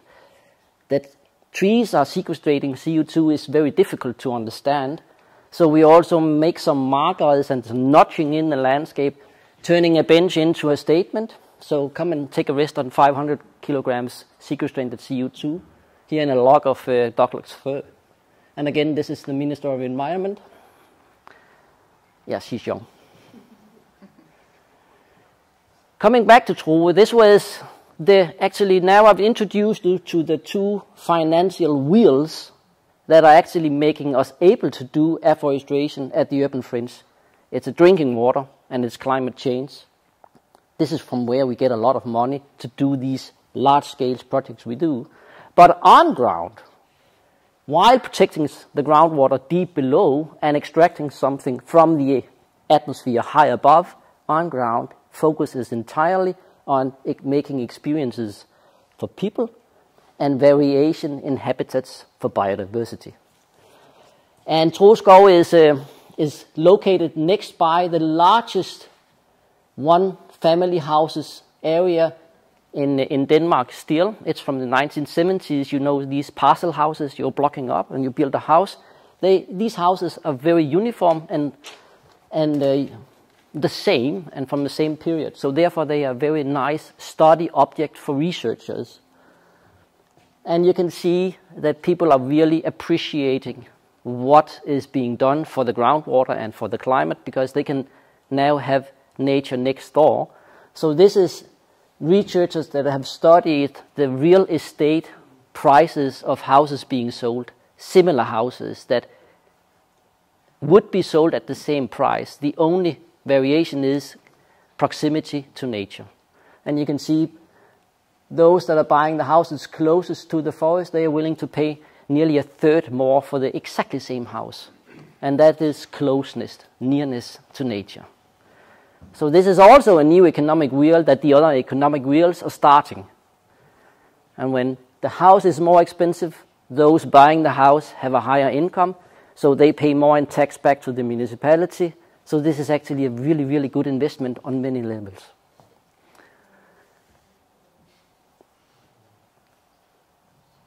If we step out of Denmark and look at this, we have the biodiversity crisis and we have the climate crisis, and this is something all of Europe is aware of. And I don't know if you have heard about this, the EU Green Deal, this 3 billion tree approach. And this is a part of the European Green Deal to tackle biodiversity. And one of the targets is the pledge at least to plant 3 billion additional trees in the EU. And intuitively you think this is something for the countryside to fix, because that's where you have the space. But my interpretation is that actually in Denmark we have succeeded to bridge the urban agenda and the rural agenda and the biodiversity agenda and the climate change agenda in, as I write here, in a singular impactful action, and that's namely urban fringe afforestation. So we have succeeded to build up a story and actually a reality in Denmark now that is not something that urban issues is something that needs to be fixed outside. We find the solutions where they merge in together. So that was an introduction to the Danish context, both in terms of policy making, but also in terms of projects and society. And now I will illustrate in detail how we actually have come to a stage where it has been elaborated and refined in projects. I will show that in 5 cases, and the first one here is a big dot because it was the urban fringe or the urban region scale, Aarhus surrounded by forest. It's really a massive strategy on a massive area. Then we step down in scales down to neighborhood scale, but also city part scales. And you can see it's from 1988 up till 2021, so we also gradually move forward in time and on board new ideas, being more ambitious. And I take these projects, it's like cherry picking from my professional career. The recent projects here I do in my now current position as project leader for afforestation, it's big scale, like Aarhus. We're talking several hundred hectares, thousands of hectares. Then also things I've been involved with, projects I've been involved with as a private consultant, because I am the landscape architect. When I'm among landscape architects, they say, Anders, that's the guy knowing a lot about forest. And when I am among foresters, they say, Anders, that's the guy knowing a lot about landscape. And it's a perfect situation to be in, that you can actually be part of both group. They respect them. They regard you as members of their group, and I can move between them. And then, of course, all the years at the universities where we worked with the landscape laboratories. So, the most recent project is called the Nature Village in Middelfart. Because this area here, we move forward, has the ambition to be CU neutral in the entire development and the entire life cycle of this area. And you can see it's a size, an urban development of 10 hectares, so it's a really neighborhood scale, not so big. This is the traditional way of developing, and you can see it's chopped up in pieces, and you do one family houses. I guess it's also a common pattern, not maybe in Paris because it's really high density, but in other urban areas in France. But they flip it and put houses into clusters to make room for the landscape. 10 years ago, that landscape between the houses would be open, and you would put trees as furniture or demarcations of spatial shifts. Now it has flipped. The whole design approach has been flipped. Everything is covered with trees, and you are only taking out trees where absolutely necessary to place some houses. And then this all connects to the surrounding city and out into the surrounding landscape with green corridors. And this is a project that is just being negotiated now. It's not on ground yet, but this is the vision.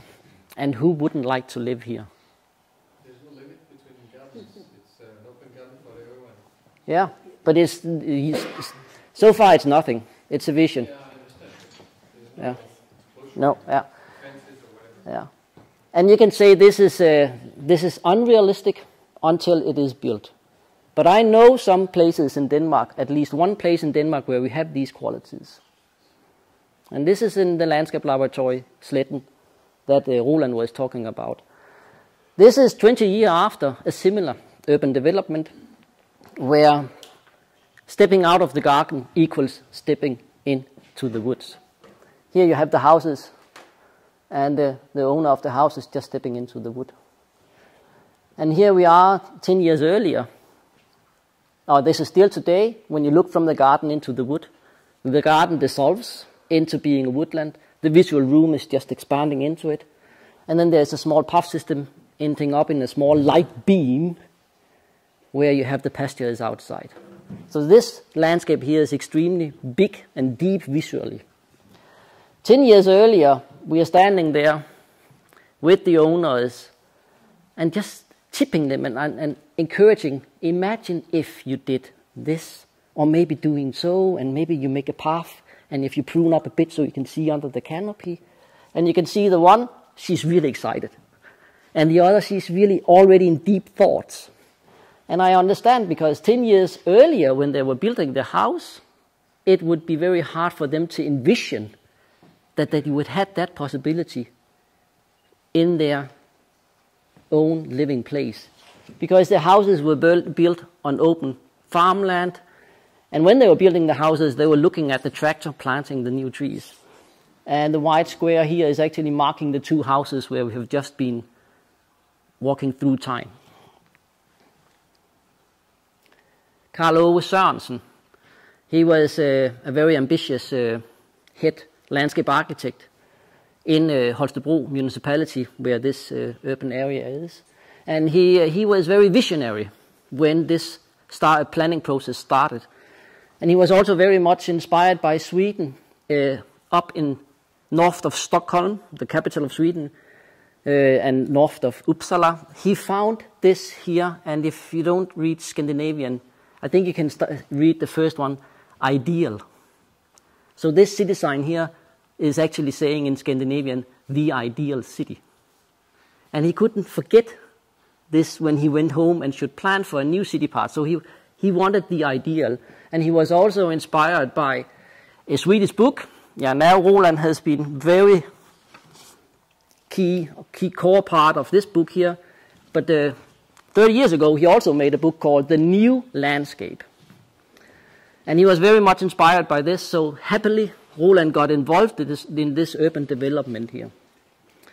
So what was then the ideal? The ideal was it should be a living landscape. It should not be a recreational. Yeah, you have the book there. Yeah. And just this one you can still buy. Still some copies left. This one you have to buy second hand, and then you have to learn Swedish. But it's equally good. Yeah. The ideal landscape was it should be a living landscape. It should not be a landscape where you go out and recreate yourself and just fulfill your own wishes and desires and just spending time. It should be a landscape that was living with you and also without you. It should be mixtures of woods and plains and solitary trees, and so you had this spatial dynamics of closed, open, semi-open. So this is really crucial for orientation and experience of richness in the landscape. And very, also important, very clear identity of individual neighborhood units. So the kids, when they move around, they don't get lost. They know exactly their way home because they read the landscape so intuitively. Variations in colors, and then getting the elements into the landscape. So it was alive also when it was winter. So summing that up, the ambition was to have nature and the cultural landscape as inspiration. So urban and landscape were meeting and not taking over each other. As Roland said, not killing the one with the other. So the city plan, if we just go through it, it operates with 5 components. In the north, we have commercial areas. Then we have totally 450 housing units on an area which is 160 hectares. So this is not compact city at all. This is actually a very loose urban development. But it was this intention that urban and landscape should meet equally. So you have infrastructures, and then we have the woodland and the pastures. So actually taking the characteristics of the landscape into the area. And it was operated with these forest villages and fortress villages. Here we are actually back to Le Corbusier. Was it right? Le Corbusier. He has this, like he was the modernist, and he has this, buildings should be placed very iconically in the landscape, on the top of the hill. at the bottom of the hill, at the seashore, or at the forest edge, so it was always anchored in the landscape. These new urban villages, they are really anchored. They have a clear position in the landscape. And then, this is the year after these houses were built, and the cows are there. The new inhabitants, or the residents living in this area, they were going together in guilds. So these sheep are actually a guild taking care of them, and then they share the meat afterwards. Of course, it's also the forces for recreations for the kids. And look at all the flowers in the bottom, between the trees. Newly planted trees are extremely boring, also for biodiversity. And then we are back to the landscape laboratory approach, where we actually say, how can we make young forest interesting? Instead of saying to people, just wait, 50 years from now, it will be so beautiful.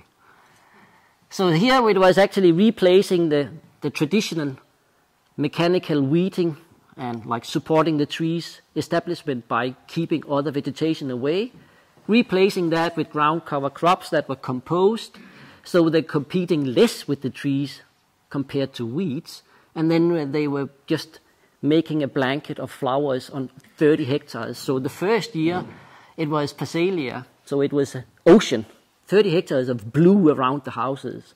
And then the next year it was Trifolium that came in, and then were just the red blanket over the here.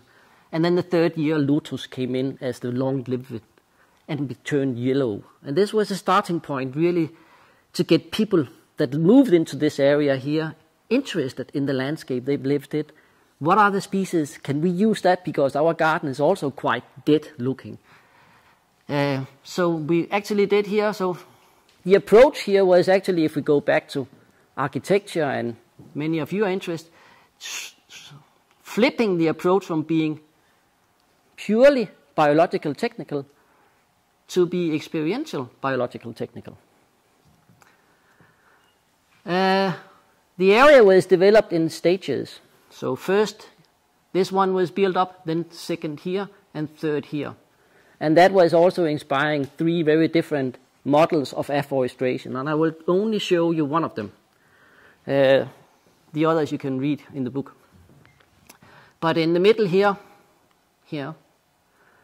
the seed pool model was developed by Roland and his learnings. So the seed pool model is actually mimicking the natural succession, where you have open land, you have pioneer woods, and then the secondary species come in gradually.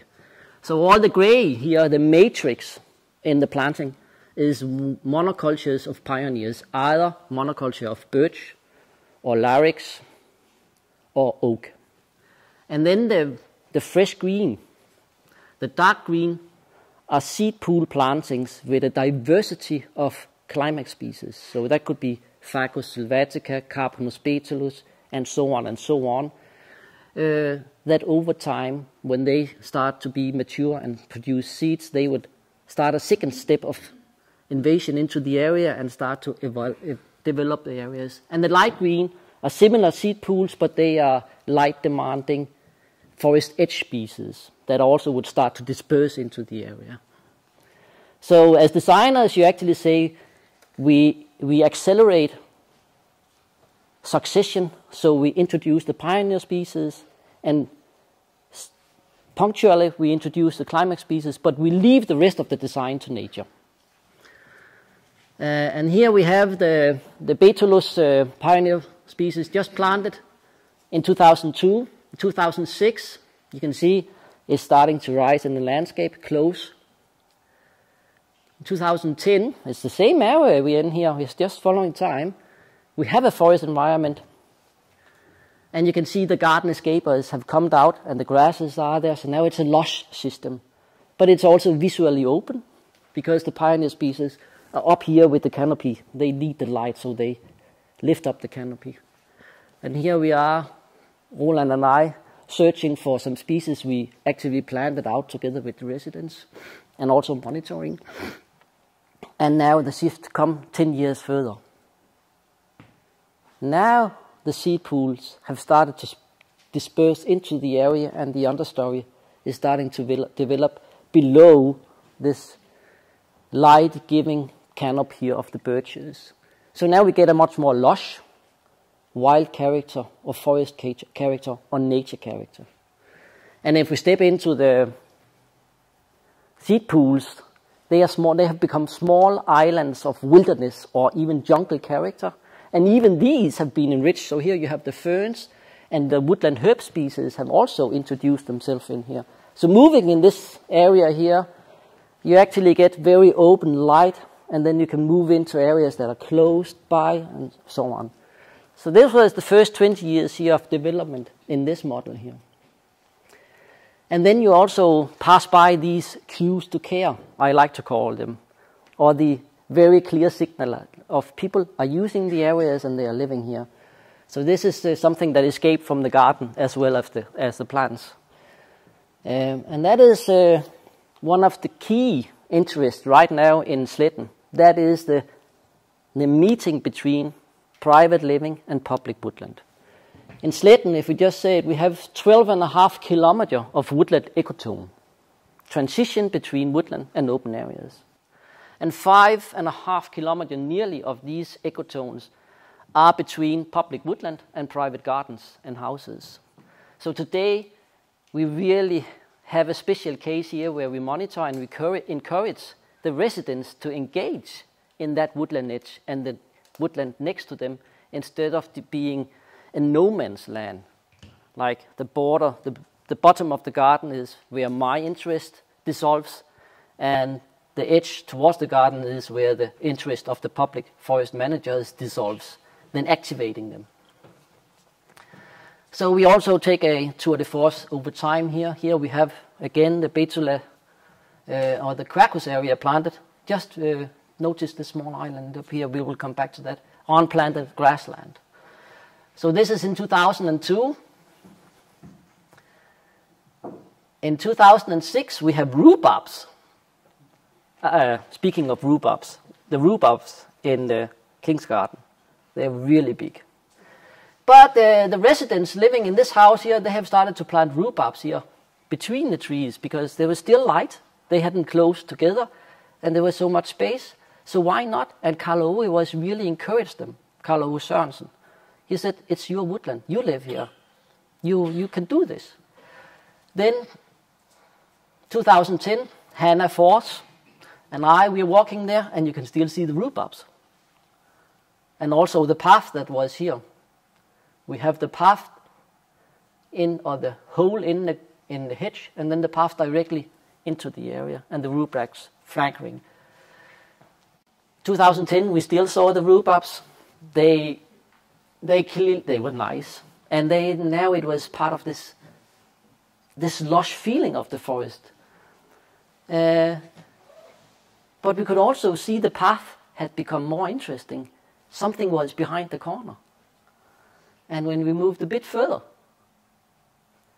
they had the best spot for a picnic or a calm lunch in the summertime when the sun was burning too much. And this was something that had been growing in the area. Karl Ove didn't systemize that in the beginning. He was just encouraging the people because they saw this interest in the cover crops. So he was actually encouraging them to take part of the young forest here. Just imagine, we have been planting more like 4,000 trees per hectare. And in the end, we only have 100 trees in the canopy. So it was okay that the residents maybe cut some and so on and did something different. So it ended up with conceptualizing into what we call the co-management zone and the forest edges that meets up to private gardens. We invite the residents to be co-managers and thus also co-creators and co-designers of the forest edge. So going away from this situation here where you have a fence or something and the things you don't really like to see in the garden, you hide them in the forest.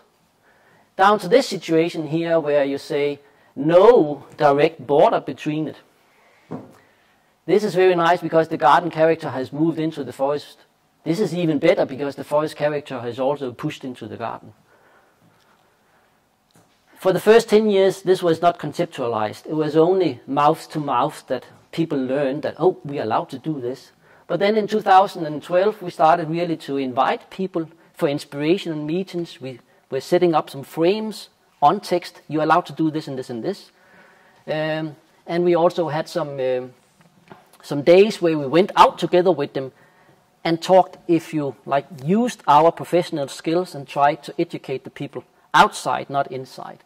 So now we're actually back at the garden I started with, and this is how we actually came to a situation where you can see here, from 2010 to 2015, the green are the number of households that are engaged in the common zone in a positive way. So you can see it's really massive. And this is how we came to this situation here 20 years after we started everything. And this is what I have trying to learn the architect office that have made this vision for the nature village in Middelfart. And doing that, I have all the time said to them, it's fine, I just read from the book now, policy and planning documents might well paint all city green, but how can all that green be translated into experienceable space and living habitats? How can all those green zones on a planner's map be sculptured onto the very foundation of their existence in space and time? And I think Sletten is a very good example of making them experienceable and living, and not just green patches. And as we also write in the book, this example here of Sletten actually provokes the way we think of design, traditionally. And we write in the book, we need to open up the discussions about landscape design and the design process, shifting it from its traditional focus on space and form to a dynamic perspective that embraces space, form, time, timing, and process. Who is involved? How are they involved? When are they involved? What are we doing? What is good timing? Yeah. And Roland and I, we are of course very delighted and honored for the invitation to come here and speak about it. But in Sletten, there is a number 3, and that's Karl Ove. In Danish, we have a saying calling like the grey gold. You know that in French? Elderly people that are very skilled, we call it the grey gold. And 2 of the guys here, they are the grey gold. The other one, he's not so, yeah.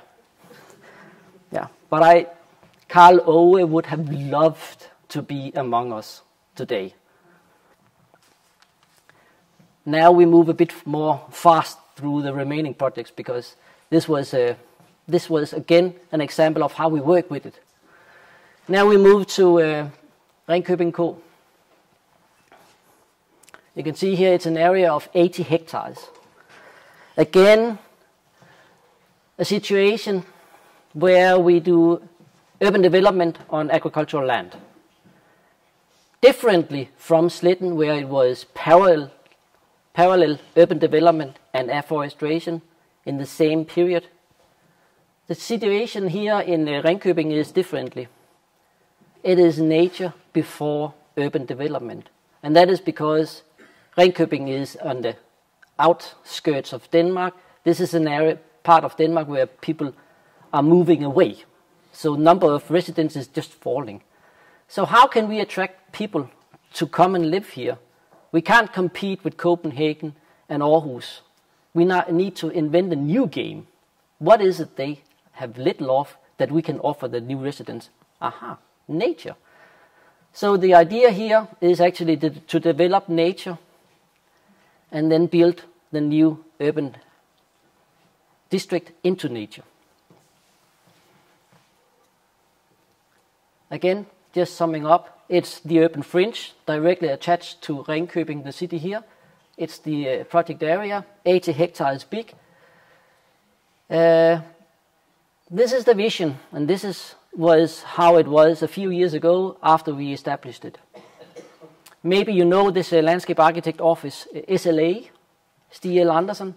Yeah, it's like you have some very known offices in France. This one is really, really known, not only in Denmark, they have offices many places and then win competition all over the world nearly. So SLA, I worked together with them here, and of course my part was the forest. So this is the landscape, and the vision was over time it should be developed into this. So the urban layer would come after. So again, agriculture, then afforestation and other nature, and then the urban layer comes as the third one. And then going into the forest, how can we create a lot of variation, and how can we create a forest that is pruned and robust and ready to onboard houses when it is 20 years old? And this is the matrix of the forest, and this is how we would place the houses into the forest. So you can see how the different species create variation also very close to the houses. And then pushing back to the structural approach from the landscape laboratory is the most obvious way to make variation is not species. It is structural layers. The pillar hall character, the stratified forest, the coppice forest. These variations people envision and experience intuitively why they might not distinguish one species from the other one. So we are back at the work Roland has put many years into developing, and then we are just mapping how we could use the different types. So the pillar hall types, the stratified types, the low types, different edge types, the semi-open types, mixing them together. And now we are in France. And of course, when we did this project, I used all the skills and the knowledge I developed, among others, from Alnab. And I actually wanted to do what Michel Devin wrote to us when he had been to Alnab, that the experiences with the woods led by the Alnab Landscape Lab are what I have always wanted to do, variation on textures and densities, a dialogue between geometrical order and measured randomness, a play with time alteration, a composition of a forest miniature. So that was a bit of France. Yeah. So you can see here we have a similar map or pattern of forest which we wanted to develop in Ringkøbing. And this was the vision, and it's already well on its way. Now there is a very slow transition to an aerial photo. It twists a bit, but I think you can follow.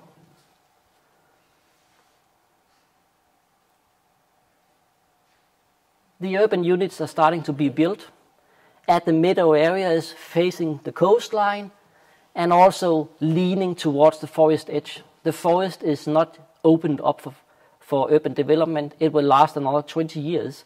So you actually build into a young forest that is still capable of responding for a changed neighborhood climate. But you can see the forest is really starting to develop in very diverse character. Okay, the last case. That's Anebjerg Skov in Skanderborg. It's a larger area. Now we have been at the urban region down to neighborhood scale. Now we are at a city level or city district scale. It's an afforestation highlighted here on the map with these overlaying on the aerial photo. It's an afforestation that separate two urban units. And the story here is actually that urban development and afforestation has enabled each other. The one would not have been around if it wasn't for the other. Here we have a map showing this band of urban areas, the red ones, just going along the highway. You can sense the highway in the topography. And the corridor, the landscape corridor here, where now Anebjerg Forest is pushing in, is actually a very deliberate planning ambition that it was a way to avoid that urban development will just merge together into one long urban band that spans from the one large city to the next one and to the next one. So this is really regional planning and ecological corridor planning here. So this forest here is connecting the ecological systems on the one side of this very huge urban development with the other one. So it's actually an important ecological connection. So biodiversity, but also people can move around in the landscape. Here we have two aerial photos. It's 2007 when everything started. You can see very distinct borders of urban development and then farmland. And here you can see the situation in 2022 where the urban development is starting to push out and then go back. And you can see also the forest is really coming out in the landscape with the textures of the trees and all these new lines that opens up the landscape for use. Like, just so you follow the idea here, the planning idea was, we have a very big area. Our site is 500 hectares. We want to avoid these urban areas over time, 50 years from now, to just merge together to be one district. So we put in the forest as a landscape barrier. Then we onboard surface water, we bring it back to the landscape as also a way of adapting for climate change with more and more heavy cloudbursts. Then we make landscape corridors and connections, so the new areas here will not just be everything urban. Then we actually replace our city hall. We take it from downtown and we move it up here to signalize this is an important new area for the whole municipality. And then they put in the resident development as island in this new landscape here. And then, of course, accessibility. So this is actually conceptually the planning for the area. And the area has been developed gradually, step by step, from 2007, where the first part of the forest was planted on 40 hectares, until today, where today the machines are planting another 54 hectares. And I hope when I come home on Monday, I can escape my office and have one day on the machine being part of the planting team with the people. So you can see all the steps in the forest development has been gradually, step by step. When we have acquired land, we expand the forest. And equally, the urban units have also been built one by one from 2012 until 2020. And now it's going on up here in the new one called Glendehøjen. And looking on this long-term development with a clear strategy in the beginning, I think of, we were discussing which things to see in Paris, and I was introduced to Parc Départemental du Chaussée by Michel Courageux. And Michel, I know. But different from me, I guess everybody here knows this project. And as I understood it, this huge park or forest landscape was developed in the leftovers from earlier development, urban development. The difference is here we do it simultaneously because we know the city will come and we need to take the nature with us from the beginning, otherwise it will just lose. It will just be more city. So this was Michel Courageux. I very much like his 7 advices for students. Are you familiar with them? Yeah. But I also think of Sven Ingmar Andersen. He was contemporary, and like Michel Courageux, who was acknowledged and respected and even rewarded both for his teaching of landscape architects, but also from his professional practice as a landscape architect developing real projects. Sven Ingmar Andersen was the Scandinavian counterpart in exactly the same period. And when he became a professor he's Swedish, and he became a professor at the Royal Academy of Fine Arts in Copenhagen, teaching the program of landscape architecture already in the 1960s. And he was giving a speak at the associations of architects back in 1965. And he was, among others, telling this to them. Denmark has its long coastlines, its riches, and as a third element, something which it has all by itself. The skovbryn, forest edges. I wish I could teach the Danes to understand and appreciate their own forest edges. The edge of the forest is, in addition to the horizon and the sky, the only landscape element that corresponds in scale to a large contemporary building area, to road construction, and to those city units I am dreaming about. And now it becomes very lush. For Denmark, the forest fringes are what the lakes are for Finland, the mountain ridges are for Italy, and the rivers for France. Something where you can anchor a city, something where the city naturally fits into the landscape. And then he continues, but more than the geological landscape elements, the forest and its edges have the advantages that they can be created by us, and this within a survivable span of time. He was saying this in the 1960s, on the peak of modernism. Nobody understood the city planning ideal, but now we start to see this ambition actually being a reality in Denmark. And just think of it. All the pictures I've shown you about forest and people living and moving around, none of these have been taken from a forest that is older than 25 years old. So it's really young forest, not even a forest yet, you can say. But still there's a lot of experiences and there's a lot of spatiality and there is a scale that actually match the urban scale. Back to Anebjerg. He has a point here. Anebjerg has already become a core and a hot spot for recreation for all those people that are so happy that they live just next by. And this one here, I just love. Last week when I was out there, and then there was Tuesday, 11 o'clock, and like most people are at the work or in school. But, elderly people, they can be in the forest. And I've been there so many times. And now they could actually come here and approach me. Anders, we just heard the nightingale.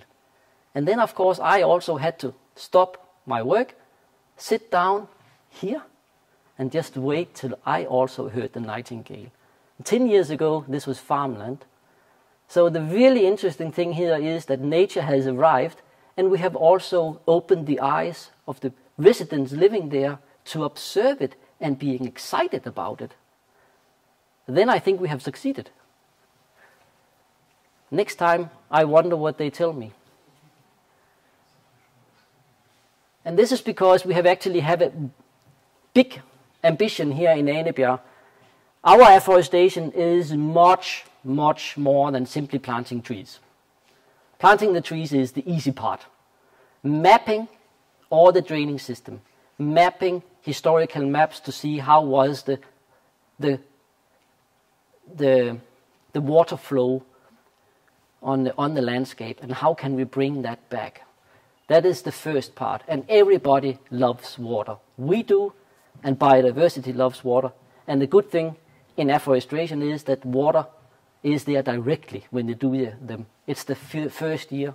So here we have a stream, which is actually a main pipe or main drainage pipe from the agricultural field. We have been breaking down the draining systems, and we have the water back in the landscape. And we should just, in numbers here, when Anebjerg forest started, it was only 11.5 kilometers of streams, and now we're up to 27. 1 month from now, 28 lakes and ponds, and we're up to more than 3.5 kilometers of streams. So this is actually ecological enrichment of the landscape beyond planting trees. And it also is really, really important as a landscape architect, because when we bring the water in and we have all these open stream corridors and so on, we start to have a very obvious and intuitive play with spatiality. And now I just separated Anebjerg Skov here. The green is the planted areas, The light green is the open nature, and the blue is the water. And if you put them and separate them, you can see this rhythm of all constantly moving from being enclosed by the forest into the open, down to the water, up to the viewpoint. So as a landscape architect, my take to this one here is actually to design so you get this variation here of walking under the canopy, between scattered trees, along the forest edges, into a glade, where you're still part of the forest, but you get the sun. Out in open areas, we can turn back and look back at the forest edge, and then up to viewpoints and down to the water. Everybody wishes for a walk or a run or a bike to have this variation. And the good thing is that this is exactly also what nature likes, variation in habitats. So this, when we think as landscape architects or architects, and we think in spatiality, we actually do something very, very good, which has synergies with biodiversity. Now Annabjerg have talked about what is you can experience. Below ground, they are now drilling for the drinking water. The case here in Annabjerg was there was no drilling for drinking water in the beginning, but they knew in the future they needed to onboard this groundwater basin to secure future drinking water supply. So now the new pumping stations are being installed. And then again, we have now nearly all municipalities in Denmark, they have ambitions of being CO2 neutral by 2030. So the local politicians, they really demand statistics on what can eat carbon, what can sequestrate carbon, and how can we reduce our emissions. So my job is very often now to also including calculations. How much are we sequestrating in Annabjerg Forest, for instance, or in Troskov? And this was just a month ago I had to calculate this, and now we are sequestrating 1,850 tons CO2 in a landscape which the people living there perceive as a recreational landscape. But it's also really eating CO2.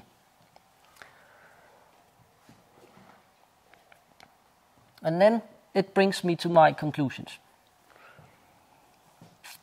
And I will bring you back to 1.5 years ago, the summer 2022, the very first international conference using the name in the title Forest Urbanism was organized at the Leuven University in Belgium, in Flanders, just outside Brussels. And I was pleased, I was invited to be a keynote speaker.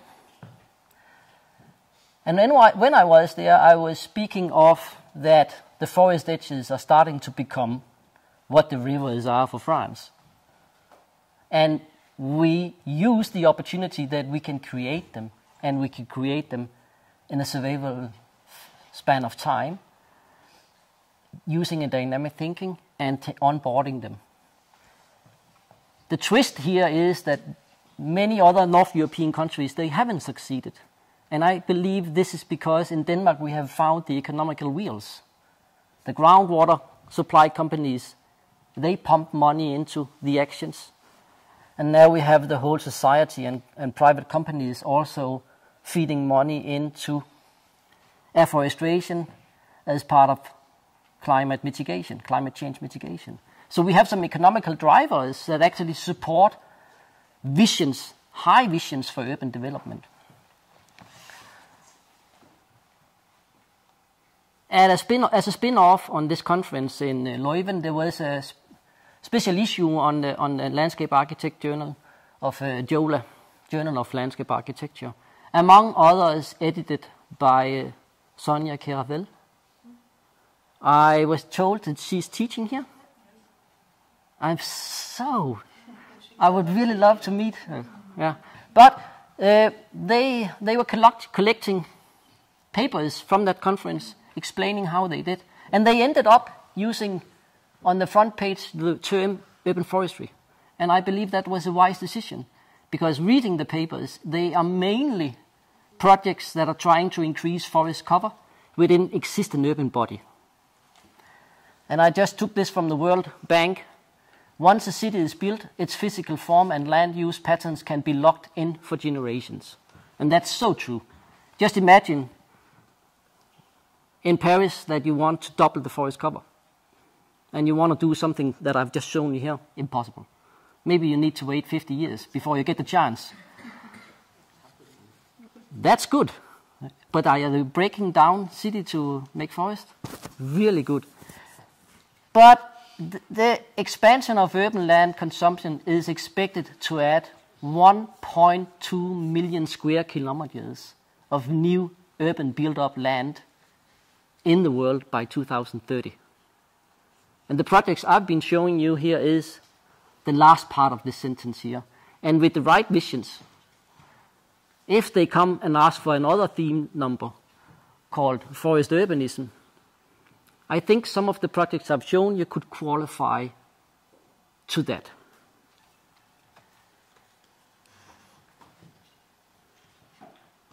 I will end by allowing myself to paraphrase the very, and for me at least, very, very skilled landscape architect called Dirk Simmons from Holland. Yeah. Dirk Simmons. He's the founder of HNS, and he was also a professor at the university. 10 years ago, when he was giving a presentation at the Biennale in Barcelona, the landscape architect Biennale in Barcelona, he was ending his presentation here by stating that landscape architects don't solve the world's problem, and we make parks of them. Now it's 2024. A lot of things have changed. Landscape architecture has become much more part of the solution for the problems we are facing. So I allow myself to take his phrase and rephrase it a bit and saying we make forest of them. Merci.